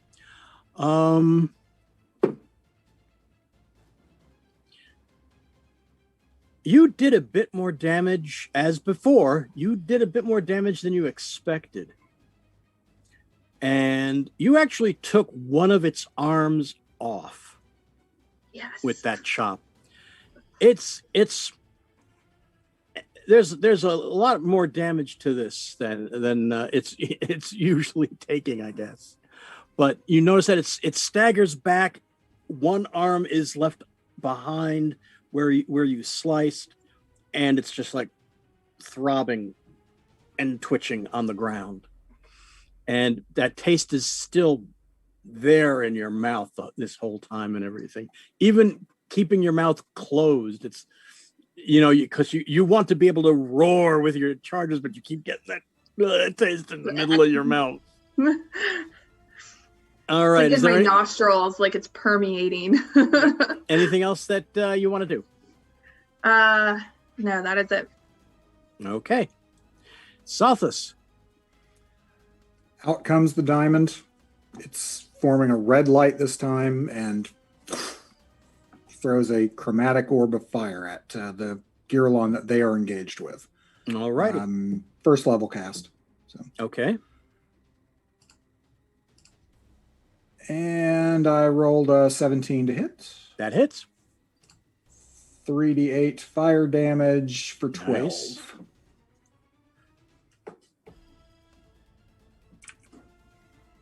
All right. This thing is barely up, and you notice too that this has charred the muscle and flesh off one of the other arms. So this effectively only has 2 arms left to fight with. Anything else that you want to do? Not for me. All right.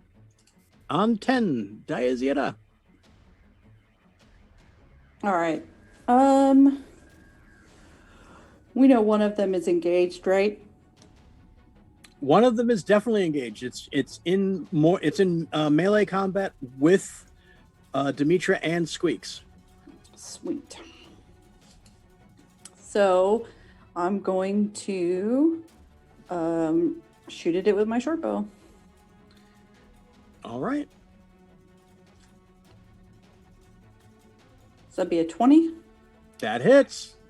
All right, so I do 10 piercing damage and then sneak attack damage. Then another 7 sneak attack damage. Okay. So 17 damage total. As this rears its head, as this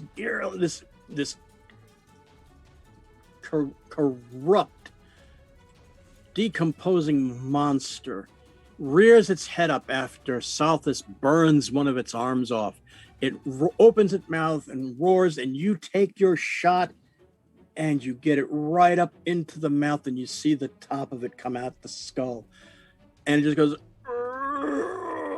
and falls backwards. Nice. Good shot. Nice. Is there anything else you would like to do?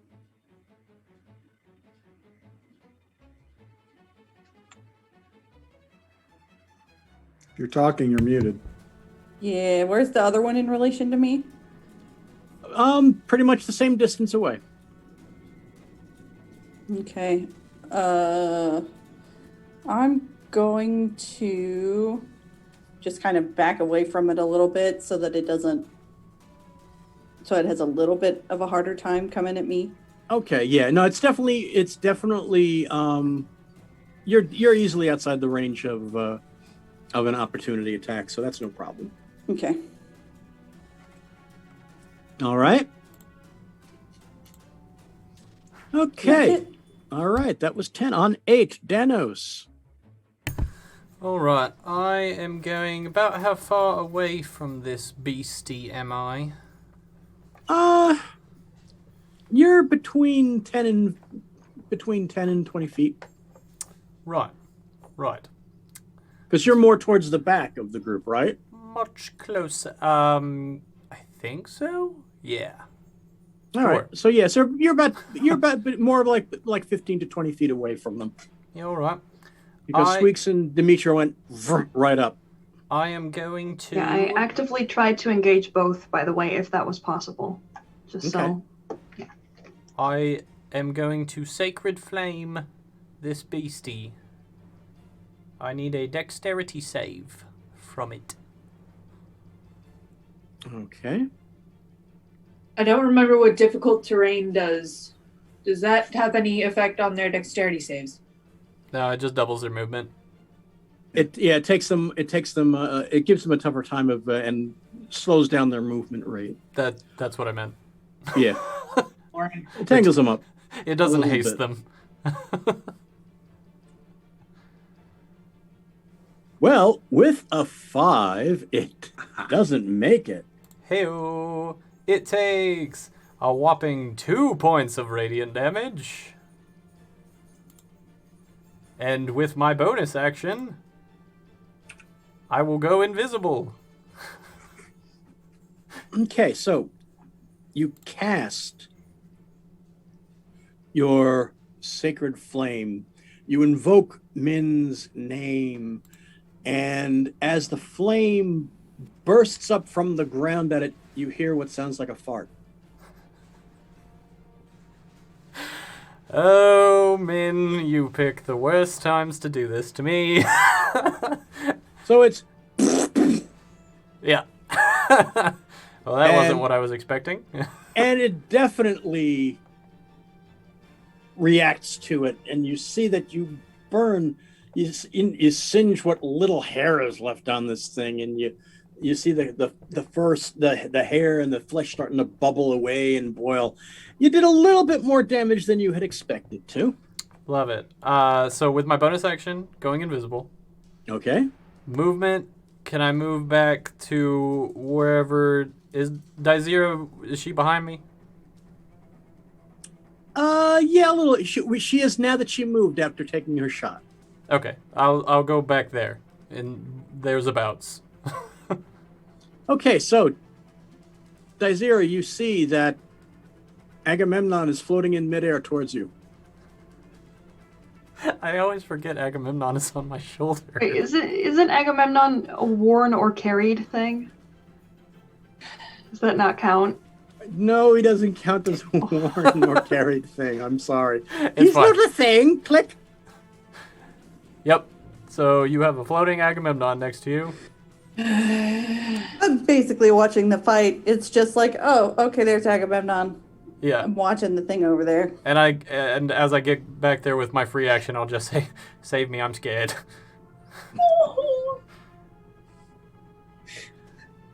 All right.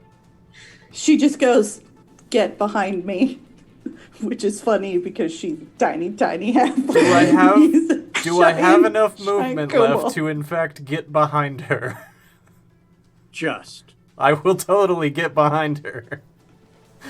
It's 5 feet of you over her head. Yeah. Most of my body is not hidden. Well, right now it's invisible. You feel the cuff of a boot graze you as he passes by. Your knees are in partial cover. Yay. Your ankles are totally safe, Big B. Totally safe. Full cover on the Okay. ankles. Anyways, that's my turn. All righty. All right, on 5. Well, the Giralon zombie will come closer. As a bonus action, it can move up to its speed towards hostile creatures. So it's not that far away from you. It comes over to where Demetra and Squeaks are, and Come at me. and will start attacking. First, it will attempt to bite at Demetra. Is it an engage from me by doing that, or is it still engaged with me? You're engaged with it as well? I was actively trying to get like up to them both. Yeah. All right, I'm sorry, I misunderstood that. Okay. Yeah, no, so you would be right there for, too. So let me see which one it would go after. Because you're all right, pretty much in the same. They weren't that far apart. You'd be within melee range of both. And it will still go after Demetra, though. So it's got like you over here. For the bite, it will attack with it, and I doubt 10 hits. No. Okay. On its next attack, because it's got 4 arms, it will attack. This time it will go after. This one will go after Strix. A 22. That hits. There it is. And Strix, you take 6 slashing damage. We were doing so well. So you see scratch marks rake across Strix's I could have cutting armor. words it, but I wanted to save that for my allies. Okay. And on its third attack, it will. Let's see. It's going to go back at Demetra for this one. And with a 9, that ain't gonna hit. No. Squeaks, I think you might be too low below their line of sight. Oh, you spoke too soon. Oh no! Oh no! Finally! And one of the claws comes sweeping up at you. And I doubt it'll hit with a 15. No, that hits. I would like to cutting words it. Sorry, we had a bit of lag. Did I say it before or after you said if it hits or not? I'll give it to you. Okay. Because of the lag. -6 from that. Then you don't take any damage. Cool. Nice. I'm gonna like try to slap it against, like it turns its back to hit Squeaks. I'm gonna try to like smack its arm to distract it. All right. Well, actually, in the case of the cutting words, you're calling out like it's flaws. Yeah. I actually did come up with something in the homebrew that I didn't get to put fully into D&D Beyond yet. It's kind of, instead of cutting words, it's tactical flaws. And you point out the problems to your compatriots, which helps them dodge like at the last second to help stave off damage. So in this case, you yelled out about it. It's a certain reach that it has, and Squeaks was able to take advantage of that and avoid getting hit. Watch the shift of the weight, Squeaks. You can find an opening. And its final attack. Wait, does it have 4? It's got 4 hands and the bite. Oh, okay. All right. So, let's see. So Squeaks, it's going after you with its other claw on that same side. And that's a 23. Yeah, that hits. And you take 6 slashing damage. I have resistance to slashing right now because I'm in rage. All right, so you only take 4. All right. And we're back up at the top with Strix. What are you doing?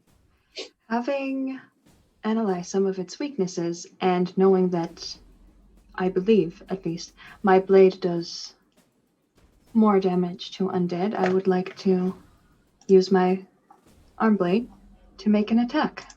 Go ahead. Which dice? What's calling to me? Ooh, that's a 21. That hits. All right, that is maximum. So 12 plus 4, 12. Magical slashing damage. Piercing. I think it's piercing. Is it it's a rapier, right? Yes. So piercing. Okay. All right. So, how much total? 12, you say? 12. Okay, and you notice that again, it does seem to do a little bit more damage than you estimated. And you take a nice chunk out of it. Anything else? As a bonus action, I would like to inspire. Who's up next? Demetra or Squeaks? Squeaks actually comes next. I would like to inspire Squeaks, continuing my advice and pointing out a specific arm that seems to be a little less quick than the others and might perhaps be a good hit. All right. And that's the end of your turn? That is. Okay, 16, Squeaks. I'm gonna swing at it again. All right. Inspiration gives me what, an extra D4 to hit? Or... D6, but you can use it after you roll, but before you hear if you miss or hit. Right.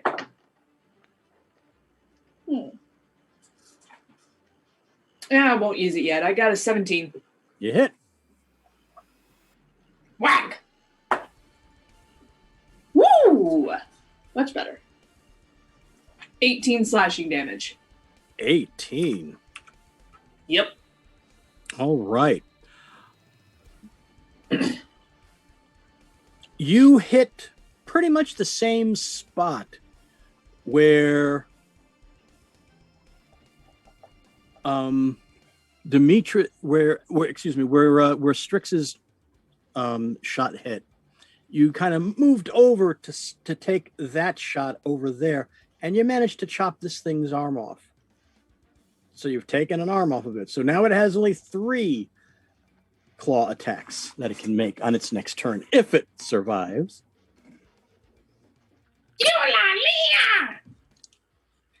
And is there anything else you want to do? All right. On 15, Demetra. All right. I am going to hit him with the battle axe again. Okay. I'm going to do it two-handed as well. All right. And I rolled 18 to hit. Well, that definitely hits. All right. And that would be 13 slashing damage. Are you smiting?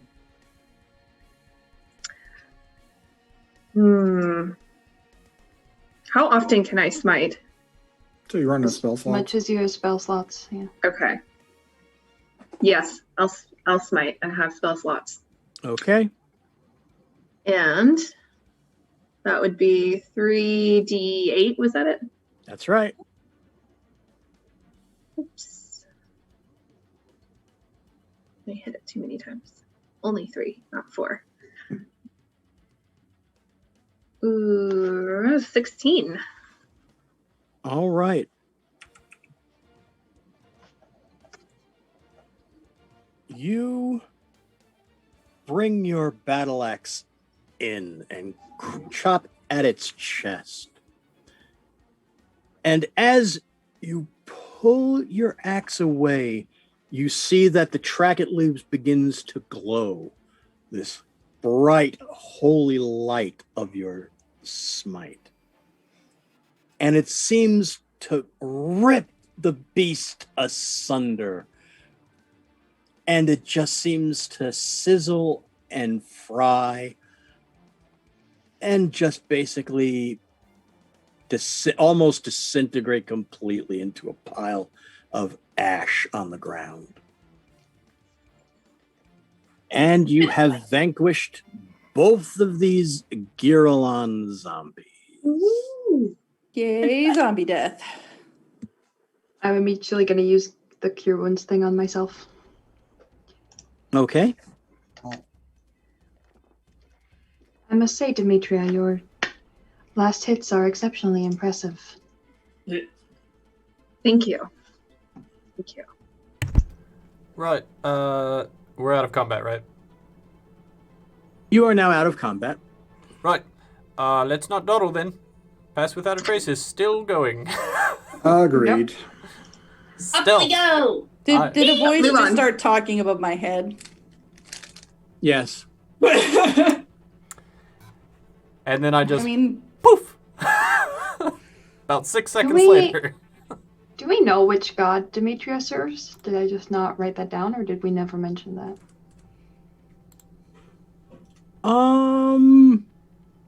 I don't think we ever decide. Or I don't.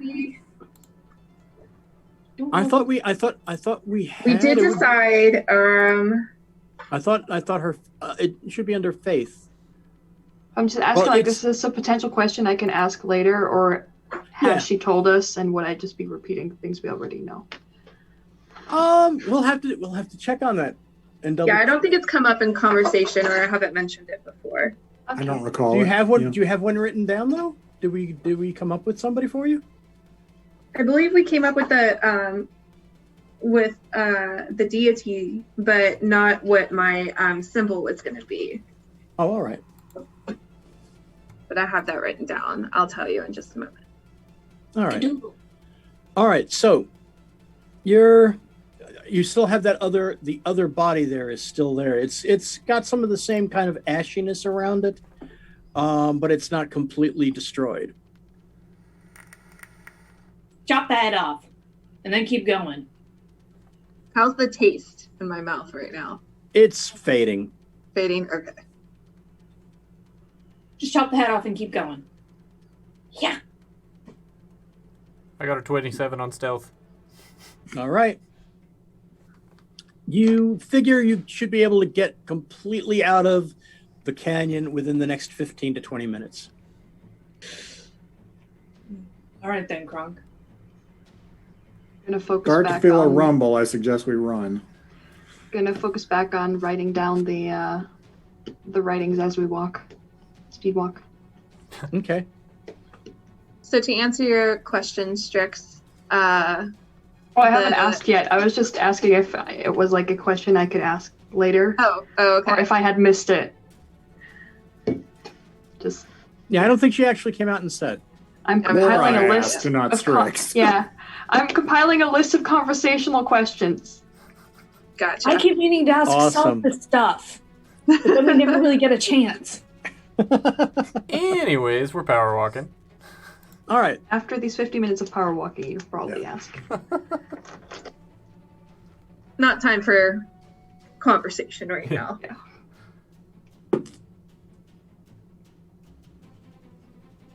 Missed it by that much. All right. So you come out on the other side, and as much a difference as there really is, which isn't too much, it's a little bit lighter now where you are. The canyon and the arches did kind of block out what illumination there is. But there is still daylight in that spot where we fought. Yes. For an hour. One part of the canyon is just lighting up. Yeah. At least it'll canyon of distract like any possible birds clear away from us, you know. Depends. All right. Depends. Everybody give me a perception check. Everybody. Everybody. 16. Everybody. Whee! 11. 11. One sec. I don't remember. 21. 18. You hear nothing.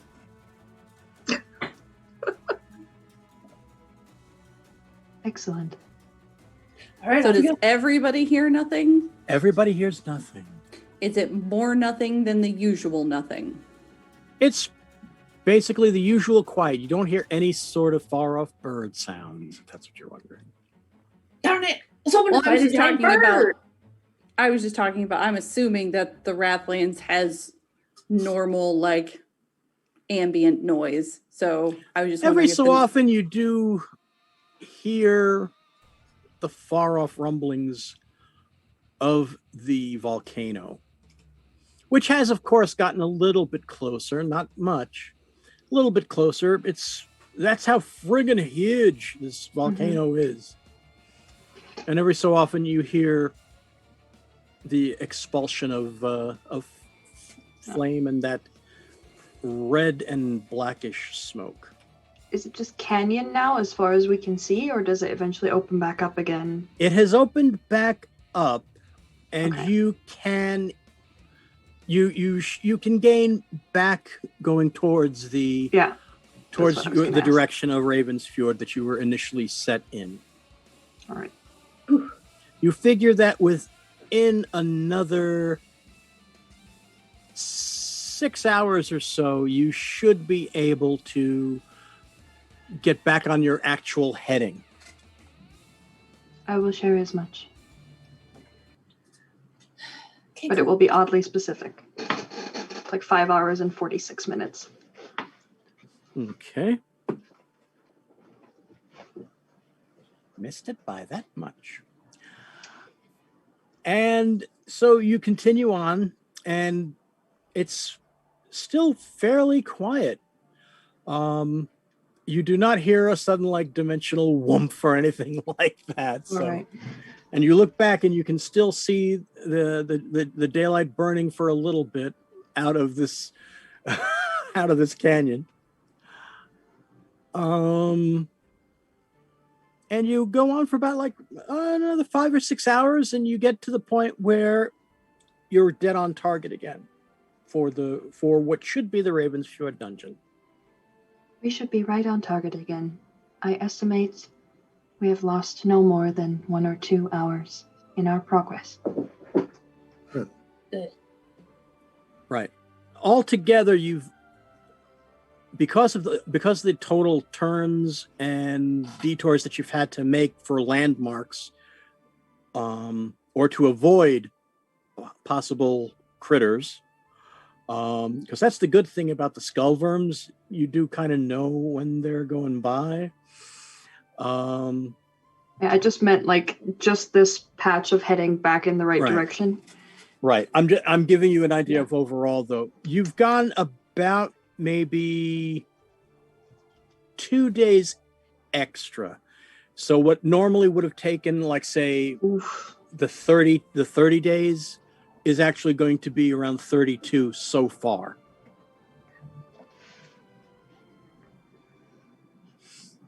All right. Good thing we got a few months. All right. So, let me just go back here. And by the way, each of you get 233 experience points for the Gorlons. Ooh. Girolons, excuse me. 230, you said? 233. 233, thank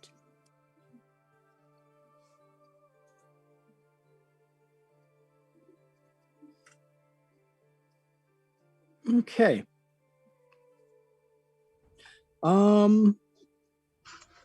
So you get to this point and you figure you have maybe another 3 or 4 hours marching to go until you get to the point where you'll need to take your long rest. So, and I take it you're back in the original marching order. Yes. All right, then. Everybody give me a perception check. Another one. 14. 10. Ibe. Okay. 11. Okay. 17. Okay. Nothing happens. It's pretty uneventful for the next couple of hours. You do find not so much an overcropping rock as more like almost like a rock like horseshoe kind of rock. It's like curved like a horseshoe kind of. It does not have a roof though. Well, we got a tent, so we can just put that over for the roof. We can't expect every camping site to have a roof over our heads. I guess. Salthus, Diazera, I have made you copies of the writing on the arches, as far as I could decipher it. Those that I was not 100% able to capture are shaded slightly in a lighter color. Thank you. Great, thank you. And just to make sure, it does not look like writing. It looks like filigree. Yes. Okay. Nevertheless. But it is the same. It's pretty much the same style that is among the thematically it's the same. I would have meant etchings then. Yeah, I would have said etchings then, yeah. Your renderings. Okay. Another unseen servant for the camp. Yep. All right. I was going to say this time Diazir is going to also cast her unseen servant to help kind of gather wood and set stuff up. So there's two unseen servants wandering around. After a while, Danos is like, you do it. All right. So you're bippity boppeting, booing stuff all over the place. You see a bunch of things floating all over. Interesting. You notice, I'll give you this. You notice that it seems to be, they seem to be moving a little faster than you're used to. Just a bit. No. Salthus isn't letting that go. He uses his unseen servant all the frickin' time. He knows exactly how quickly it moves. He uses that thing to assist him constantly. Squeaks. Yeah, what's up? You mentioned an awareness of magic, yes? Yeah, I can do a thing with that. Why? Could you do that now and tell me if something looks out of the ordinary? I mean, other than the two invisible servants we have running around, doing stuff. Yeah, there's out of the ordinary. Sure. I'll do magic awareness and look at the flying things. All right. Well, you open yourself up, and your first starts standing on end a little bit. Not quite when you go into your rage, but kind of tingly. And you feel like all over the place there's this ambient sort of magic that feels very much like the effects you generate when you enter your rage. Did it feel any different casting the unseen servants? You felt a tingle that you don't normally feel when casting it. Do I feel like a wild magic pocket? Or in like a little... There's just a little bit of wild magic just in the background. Pretty much everywhere in this area. So I think there's just like a little bit of wild magic kind of... I don't know. Messing with things a little bit. If something's off about your thingy, might just be a little bit of wild magic interfering. Do I feel something? Well, do you have any kind of like magic sense? No. Nothing is really affecting your own personal systems or essence. It's not like the hum that you had inside that dungeon. So, Salthus, Yes. when you cast the thing, did it feel weird to you too? Did it? You felt a little bit of a tingle that you don't normally feel when you cast it. I suppose I did, but I thought nothing of it. Nope, I need to know what's going on. He's going to sit down, take out the spell book, and ritually cast Detect Magic. It'll take him a few minutes, but then he's going to start looking around this horseshoe. You think his initial thought is that this horseshoe rock structure may not be a natural formation. There may be more to it than that. Okay. 10 minutes goes by, and you see that everybody else sees that Salthus is concentrating, and when he opens his eyes up, they're glowing a bright. What color normally do your eyes glow when you do your Detect Magic, would you say?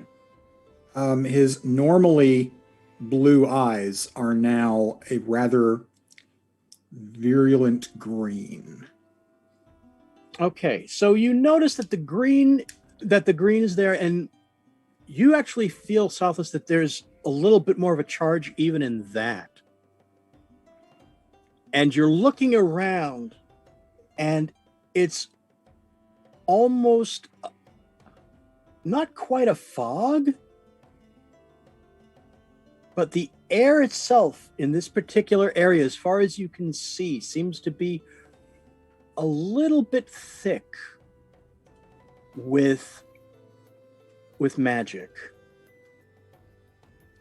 He's going to walk about 60 feet out of the camp, and is he still in the midst of it, or is it inside? Yes. Ah, crap, how far does this go? Is it thicker, having walked away? Not thicker, no. It's about the same. It's almost like a veil. It makes it a little more difficult to pinpoint exact like types of magic, so to speak. You have the feeling, though,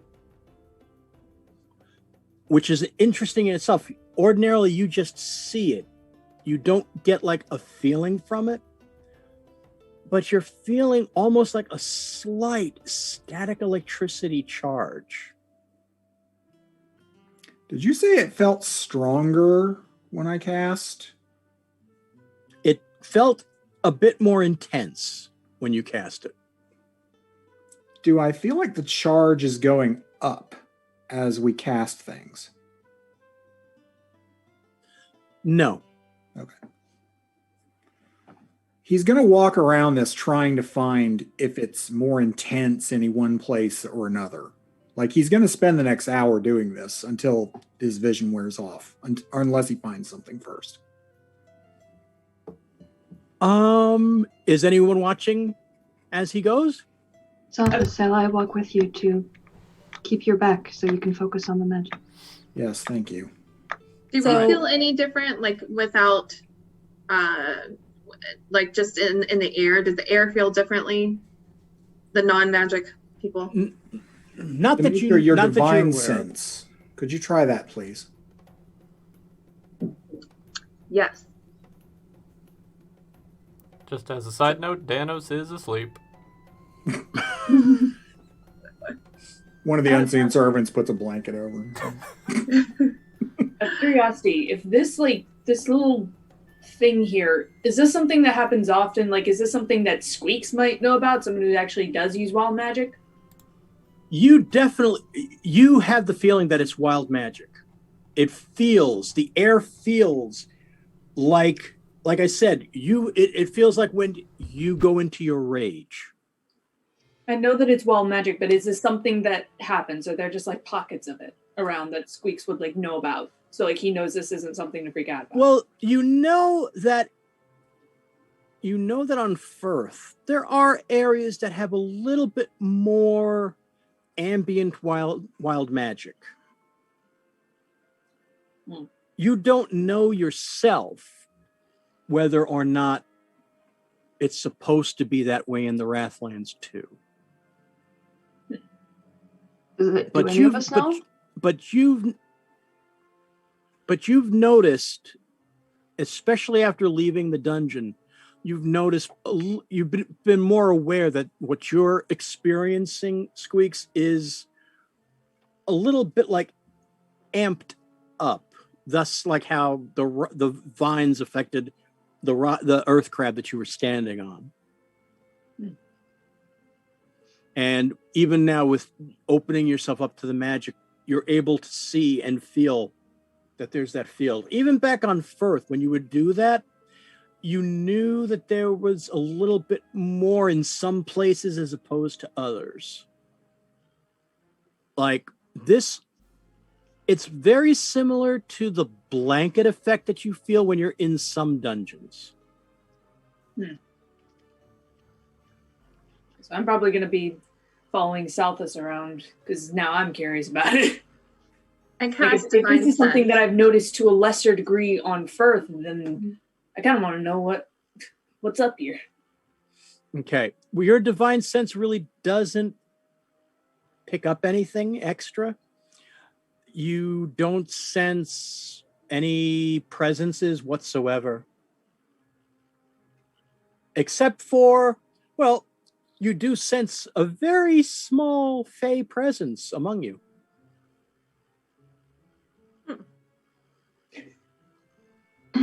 I tell that to Salthus. Everybody senses this? No, only the one with No. the divine sense. Okay. And you know, but I'll give it to you, Dimitri. You know, it's coming from Squeaks. Squeaks. Yeah, what's up? I'm sensing your presence over here. I've never sensed your presence before, but it's like I can sense it now. Huh. Weird. It's not the ash taste, is it? You mentioned? No, this one No. is I'm not instead of a taste. Oh no, Squeaks, no! Instead of a taste, this is more of like kind of like a tingly sensation, and you almost see like a little bit of almost glitter in front of your eyes. Undead bunny. And Faye fancy. It's basically it's just that's what you see and experience when you're in a fey presence. But it's a wee presence. For a wee bunny. It's a wee bunny. Oh, don't listen to me. I just said it's a wee bunny. Oh, don't listen to me. All right, so Danos is sleeping. After your hour is up, your vision clears. You're taken a little bit back, more than usual when your detect magic fades. Because it seems to be that much of a distinct shift in your perception. So it momentarily surprises you how much of a drop off there is. We never did find a locus of this then. No. Do we ever see that it's thicker in one direction, thinner in the other? Not really that you can tell. Not within the area that you were in. But from what you gather from your walking around, you're making note of things, and from what Squeaks has been saying, because you yourself know, Salthus, that there are pockets of wild magic on Firth. The wild magic is a bit more ambient on Firth than on some of the other continents. From what you understand, it would kind of make sense that the Wrathlands would be a little bit different, maybe possibly slightly amped up more in the wild magic and the chaos magic. Well, when you consider what's above you. Yeah. All right. He will sit down in the camp and begin documenting this in one of his journals. But before he starts to write, and then he's like, "Thank you all for your assistance in researching that. No I appreciate problem. it."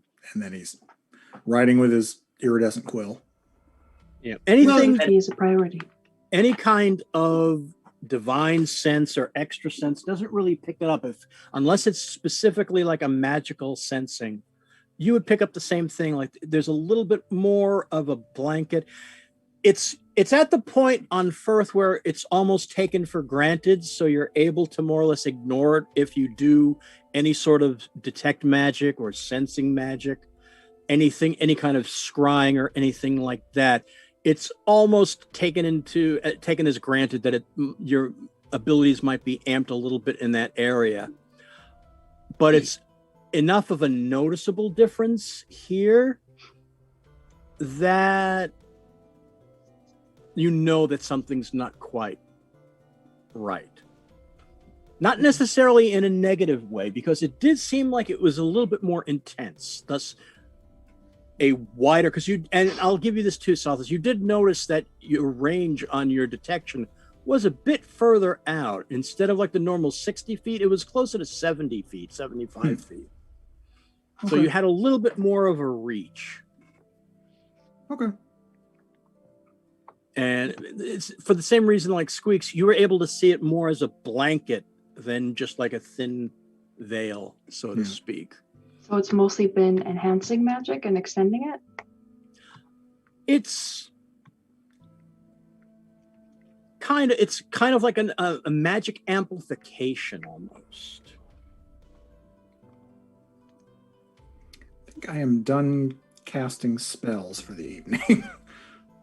Just in case. Mm-hmm. I'm going to bed.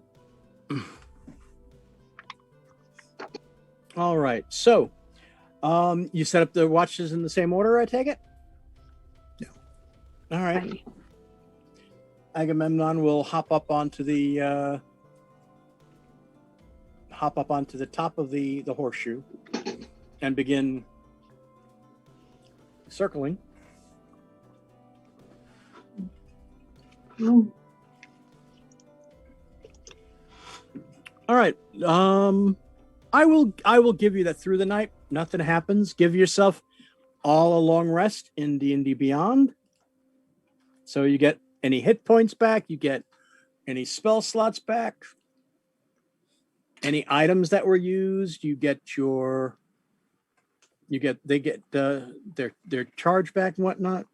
Your uses of certain abilities all get refreshed now as well. So that includes your divine sense. So you're able to get that back, and your magic openness too. So the next morning comes, and we're gonna just fast forward another few weeks. Over the next couple of weeks, the next couple of 10 days, you do that every so often with the magic sense. It's pretty much a constant. You're not noticing in the few mild encounters that you've had,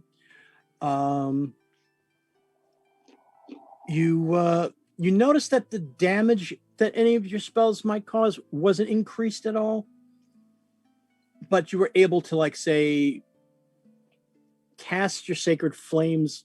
Not the sacred flames. Anything that seemed to be more divine in nature didn't seem to be enhanced at all, really.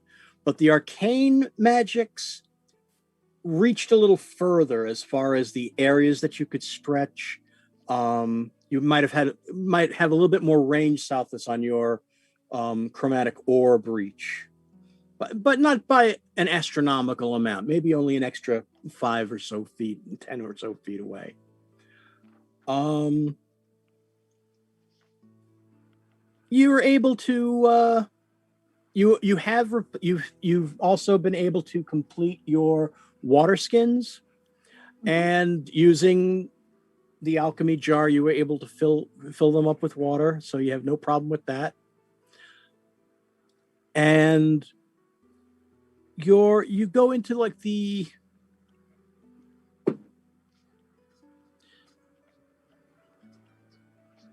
you're starting in you're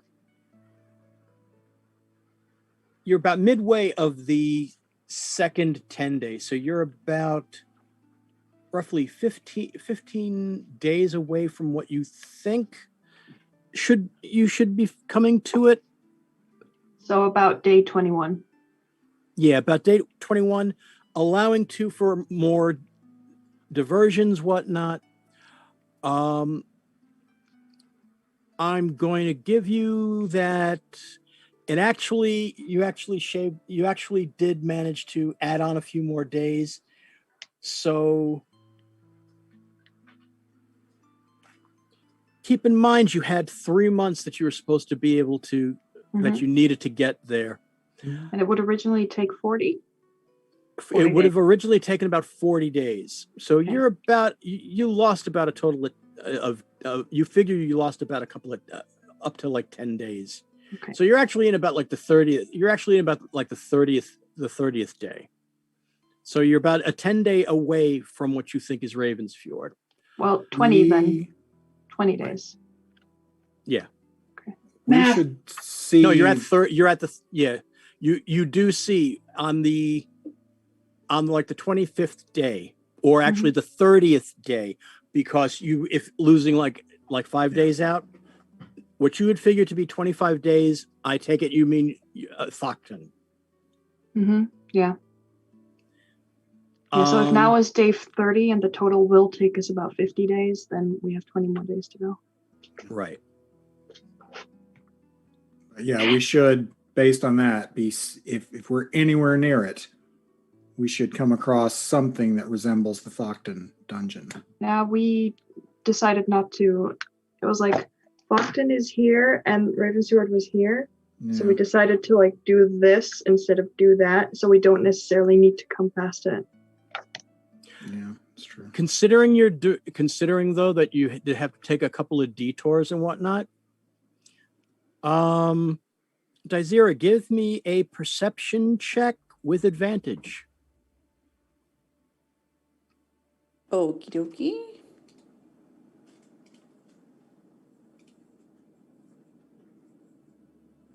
I rolled 2 19s, so 24. What? All right, then. So on the 30th day, as you're scouring the horizon, you're in pretty much an open plain.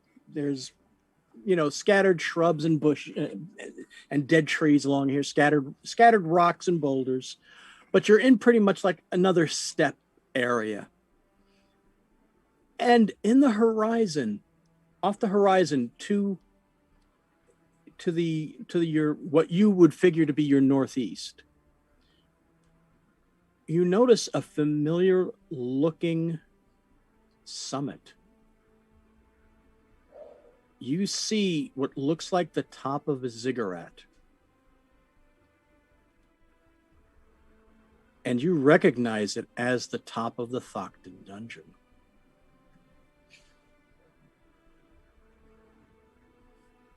We're headed the right way. Hey, everyone. Hey, what's up? That, and she points off in the northeast. You can see that it's quite a bit away still from where you are. I mean, it's still like pretty far, but that looks like the Thokton dungeon. That is excellent news. This means we are on the right track. Information. But These are pretty darn close, relatively. But I thought we decided we weren't working past Thokton.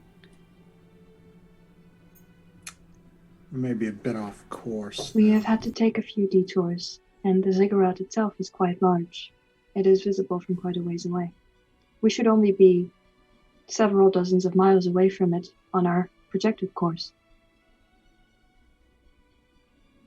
It is awful flat here. True. We need to It's- adjust our direction at all. Wait, but you said it's northeast. Shouldn't it be northwest? Northwest, I'm sorry, yes. Okay. Okay. I'm sorry. Sorry about that. Okay.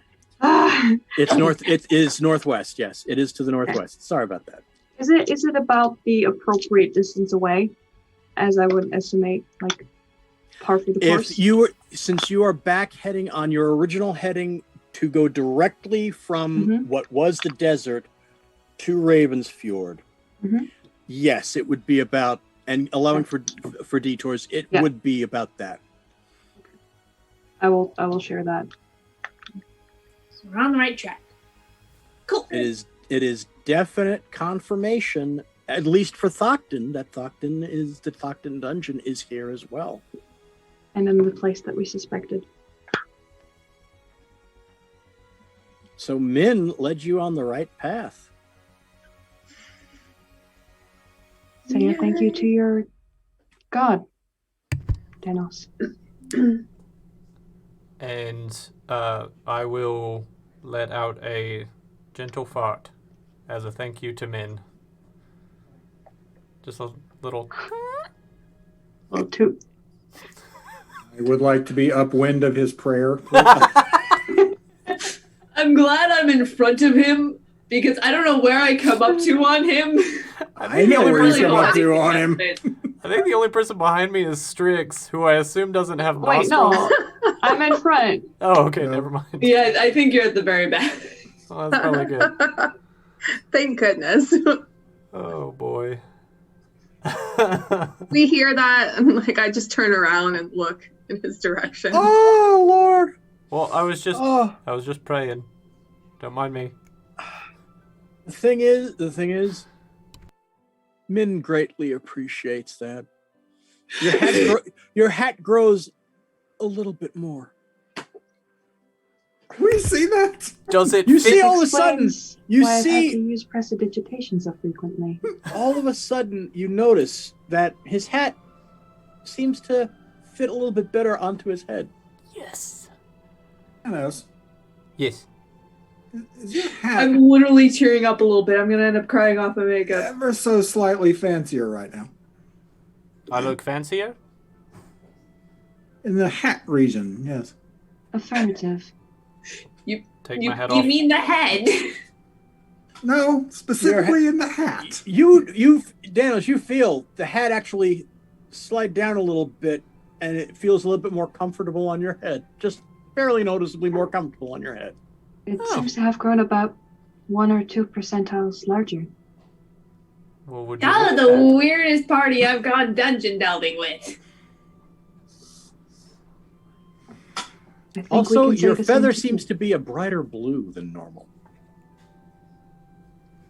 Give it a little run my hand along it. You hear, you cheeky bugger. Anyways, we continue forward. I think. So- Or were we talking? What are you going to do? Keep walking, I assume. Are you going to continue towards Ravensfjord, or are you going to look into the Thocton dungeon, if that's what indeed it is? Well, Dazira brought up a good point, and I'm not gonna lie, I've slept several times since then. Did we decide to head towards Ravensfjord and just head in the Yes. direction of this one so we knew we were headed the right way? We were not aiming for this one at all. We were trusting Min. Oh, We can just see it because it's in the distance. well, good job, man. Run my hand along my feather again. Don't Fine. push it. I will say that, however helpful it might be to explore this dungeon here, we might want to leave any time we have left to explore the Ravensfjord Dungeon instead. It has taken us about 30% extra travel time than we had suspected, which, if we now take a detour of 1 or multiple 10 days, might bring us in the area of danger for reaching Ravensfjord ultimately. Yeah, and frankly, I'd rather spend the time in between in the Ravensfjord dungeon so that we know we're going. We could explore it to previously unexplored depths and glean a lot of knowledge in such ways. True. To my knowledge, we have only gotten so far as the end of the second floor. Well, nah. For which you do have, and I will send them to you, you do have rudimentary maps of the first 2 levels. Daizira, I know you are connected to the Thocton Dungeon. Would this be a course that you could be all right with? I mean, we hadn't intended to go by Thocton. We're here. I don't feel the need to stop by. I mean, it's not like it's home or anything. Now that we see it, I wanted to allow room for sentimentalities, if you held any. I mean, I do, but getting home is more important. The dungeon will show back up on that side eventually. There's about Long another as that year. one. Thocton is an interesting dungeon. It's a 2-year dungeon, but it is also it's a 10-year dungeon. It's a 10-year dungeon, and it is also one of the most stable. It has always been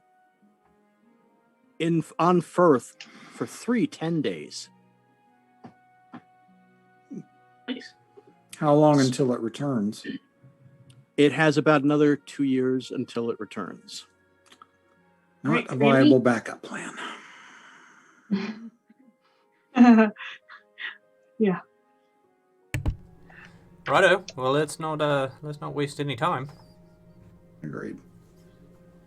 All right. All right. The Danos walking animation that gets me. Don't you My judge me. stool squeaks loudly whenever I do that, and I'm always worried the camera's gonna pick it up. All right. So Okay.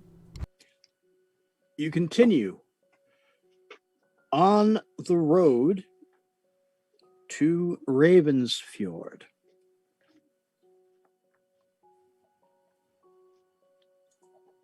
And I'm not even going to make you roll a perception. You hear that bird noise again from behind. Oh boy. Only it's getting bird-like noise, I should say. Danos praying again? That was not me this time. Oh dear! It's canon. Have we Oh, this is a good one. Okay. in the 21 days in between heard it at all? Very rarely, few and far between, you never saw what was making the noise. There was one time that it sounded more like a roar than a bird. Like a more vibrant, deeper sound. Uh-oh. And that's what you're hearing again. And Perhaps. you look to the rear Oh no. and you see that there's something definitely coming on the horizon. I feel like Some- Squeak's animal instincts are kicking in. Oh, you're not liking this at all. Is it in the air or on It the is in ground? the air. It is flying. And it's getting bigger.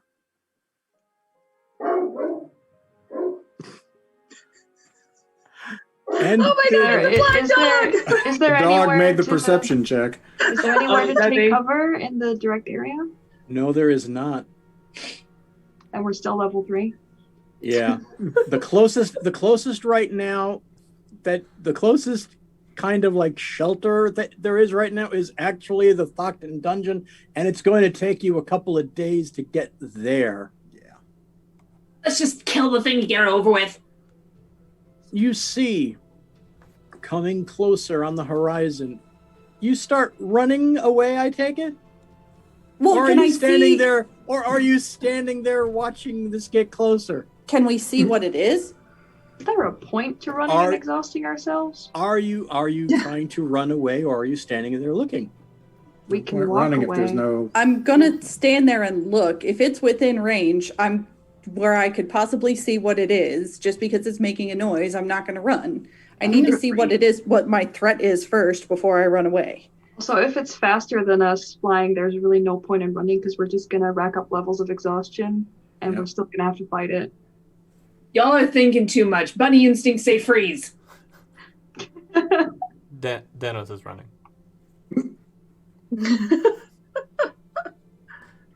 You see what looks like a massive winged form with a long neck and a long tail. Oh no. And then it suddenly veers off to the west. Is the wyvern? Okay.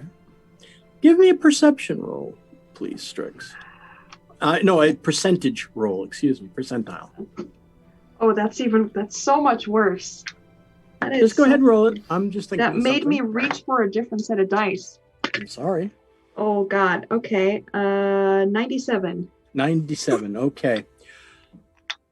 You're not sure at the moment just because of the way it's still a bit too far off, but you notice that there's something definitely reptilian in the form. It's just wishful thinking that it isn't a dragon. That's why I went for wyvern. That's really just wishful thinking here. But you do see that it seems to be flying now off to the east. It's still too far away to see exactly what it is. East or west? It is flying to the west of where you are. So it did seem to be coming up on you, and then it veered off. And we're going northeast. So Yes. okay. So are we going northeast or northwest?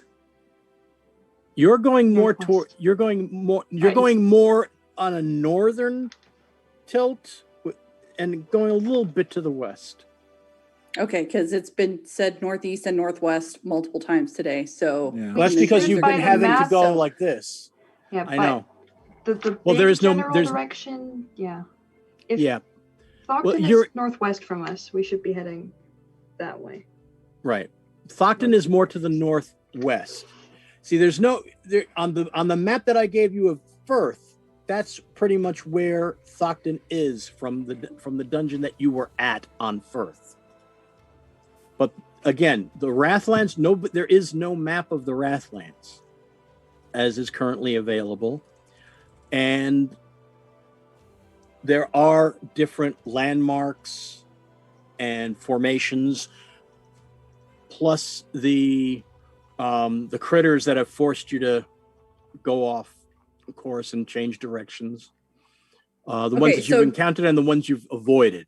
Okay, so generally overall, which direction are we heading? Like if we were going to just draw a straight line and ignore the zigzags. It would be, if it was the straight line, you would be going more to the northeast. Okay. By a little bit. Like it's not like exactly like northeast. It's north, but off a little North bit. by northwest. Yes. Or northeast. Yeah. I suggest we continue going that way and keep an eye on that thing until it's out of sight. I agree. So I did glean reptilian characteristics, although nothing more. So did Diazira get nothing from looking at it? It was really too far away. Okay. It's not a bird. It's definitely not a bird. So It's not a plane. Agamemnon actually has his head backwards as you're going. And after about 2 hours of continuing on, We catch up with Danos. Yeah, sorry guys. you catch up to him a lot sooner than that. I was just scouting ahead. Um, Everything's fine up here. As you catch up to him, Agamemnon says, "The creature is gone. It is no longer in sight." Click. Did you learn anything, Agamemnon? Unfortunately, it was too far beyond my sensor range. I could not tell. what it was. Only it was very big, and it had a long, thin body and long, thin wings. You really are a coward, Danos. You know that? Some say Long coward, thin body, long others thin say wings. opportunist. The sounds we've heard it make: long neck, long tail, reptilian. Is there a short list of creatures that we know that this could be? It could be some kind of dragon. It could be a wyvern. It could be something entirely native to the Wrathlands. Okay, so we're definitely like thinking in the direction of dragonoids. Yes. All signs point to something like that. The signs being flying and blizzard. And the shape of the body, yes.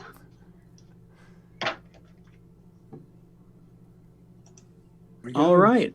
So you're moving. So you're going on. All right. Well, that is where we're going to leave off for tonight. Whoa! After a momentary fright. I will tell you this right now. Tonight's chosen was the entire party. That's an That was option. more interesting. Did you roll I didn't even Bane? know Was that it the was an option. lizard? That's why he said missed it by that much, because he rolled, but he just barely missed his DC. I have a set number for the surprise die on the first triggering event. I have to roll up to a 5, and I got a 6. The second event that triggered the surprise die, well, that's supposed to be a higher number. And I got one number higher than I needed. So that was the missed it by that much. Love Now, it. because we have 6 players this time, I had to make modifications to the selection of the chosen. So there is an option that there is no chosen, and I just do it to play with y'all, or the entire party is the chosen. Love it. So Let me next guess, no one is immune next week. on the nosy, as men would Hey. say. Yay. So next week there is no immunity. You're all viable targets. Am I the only one that's like bummed when they're immune and just doesn't want to be? Like, I just little like bit. it. I I am like a the little bit. chaos. Yeah. Anyways, So I'm at not any afraid. rate, Come at me. so that is where we stand. Everybody is a target next week for the surprise die. Friends and fiends, thank you very much for coming by tonight. Before we go, let's hear from our wonderful players so you get an idea of where they are and where you can find them and what they're up to. Because, you know, these folks is good folks and they deserve your kind attention. So, Celine. Hello. You can find me on the Twitter at Celine on Twitter. You can find me here on Twitch at Celine. I'll be streaming Friday and Saturday during the day. I've got my cosplay stream with my community on Saturday, so I'm super excited. And then Saturday evening, I will be here back on Chaotic Tiefling ATL with some people in this group for what streams may come. woo! Huzzah! Ah. All right. Anything else? Nope. I mean, and I'll be in chat for UL on Sunday, but I mean, who won't be for reals? Me, All I'll right. be asleep. Thank you. And Trav. At TWFRLAN on Twitter. And I will be in What Streams May Come this Saturday. Beyond that, cross your fingers for me. I've got something interesting that could happen. It'll be a while if it happens, but good thoughts. Thank you. All righty. Thank you, everybody. Lydia. Hello, you can find me every Wednesday night here on the internet at Twitter. And my Twitter handle is at Lydia_Gas. And I will also be on this Saturday's What Streams May Come stream with these lovely people at Chaotic Tiefling. All right. Oh, Bigby. Oh, hello. I am Big B. You can find me on Twitter at Bigby's Hand. You can also find me on Twitch at Bigby's_hand. Hopefully I'm going to get back to streaming soon. You can also find me every other Sunday on Utharian Legends here at Chaotic Tiefling. Specifically this Sunday, I'll be eating popcorn. Just watching the shenanigans. That's it. Okay. Hopefully. What's your Sobus? Sobus won't get seasick. We'll find out. Seasick dragonborn is not a good thing. Yeah, my breath weapon will become acid for those episodes. Special attack reflux. Yep. Anyways, moving on. Dear. Okay, thank you. And Bob. Shh. I'm lurking in chat. See you next week. Mildly threatening. I like it. Dope. Threat or promise? All right, and Laura, once again, I have to thank you very much for staying up so late. Oh, hi. I'm Lorai. I will also be streaming on Saturday from 2 p.m. EST or 8 p.m. CET, because we will be once again diving into Cobalt Keep Mysteries, where I take Exandria and I take Candlekeep Mysteries and I take my brain and vegan liches and we make an adventure. And technically, as soon as that finishes, I will be hopping into call for What Streams May Come, because I will also be there at once again 1 a.m. for me. But luckily, I'm only in the first half of the play this time. So, yeah. Luckily for come you, watch but not for that. the rest of us. You can treat yourself to a Lorai marathon. We have a very special guest, Austin. He's getting up at 8 a.m., 7 a.m. to be with us from Hawaii. So, wow. Come get that Lorai marathon. It'll be worth it. I promise. Chaotic Lawful _Inc. I almost say Chaotic Tiefling. Chaotic Lawful _Inc. on Twitch. Come watch. All righty. And I, of course, have been your humble dungeon master, Ye Old Dragon. As of right now, I will not be in What Streams May Come. I might come in off the bench. Don't know. Have to wait and see. But no matter, I shall be there with bells on, cheering on my dear friends and fellow performers. Kinky. Hey. Well, you haven't seen the bells yet, have you? In any event, you can find me on the Twitter sphere at Draconic Verses. That's one word. And you can also follow the show at D&D Surprise Party. That is DND Surprise Party without the U. And Surprise Party, yes. You can also follow me here on Twitch at Ye Old Dragon. I am getting closer to starting up again, really, I promise. It's just that trying to work out certain people's schedules to do stuff with. And, but anyway, something will be coming soon. Keep your eyes on the Twitter sphere for announcements of those. And of course, I shall briefly mention once again my TeePublic shop, !Forsooth.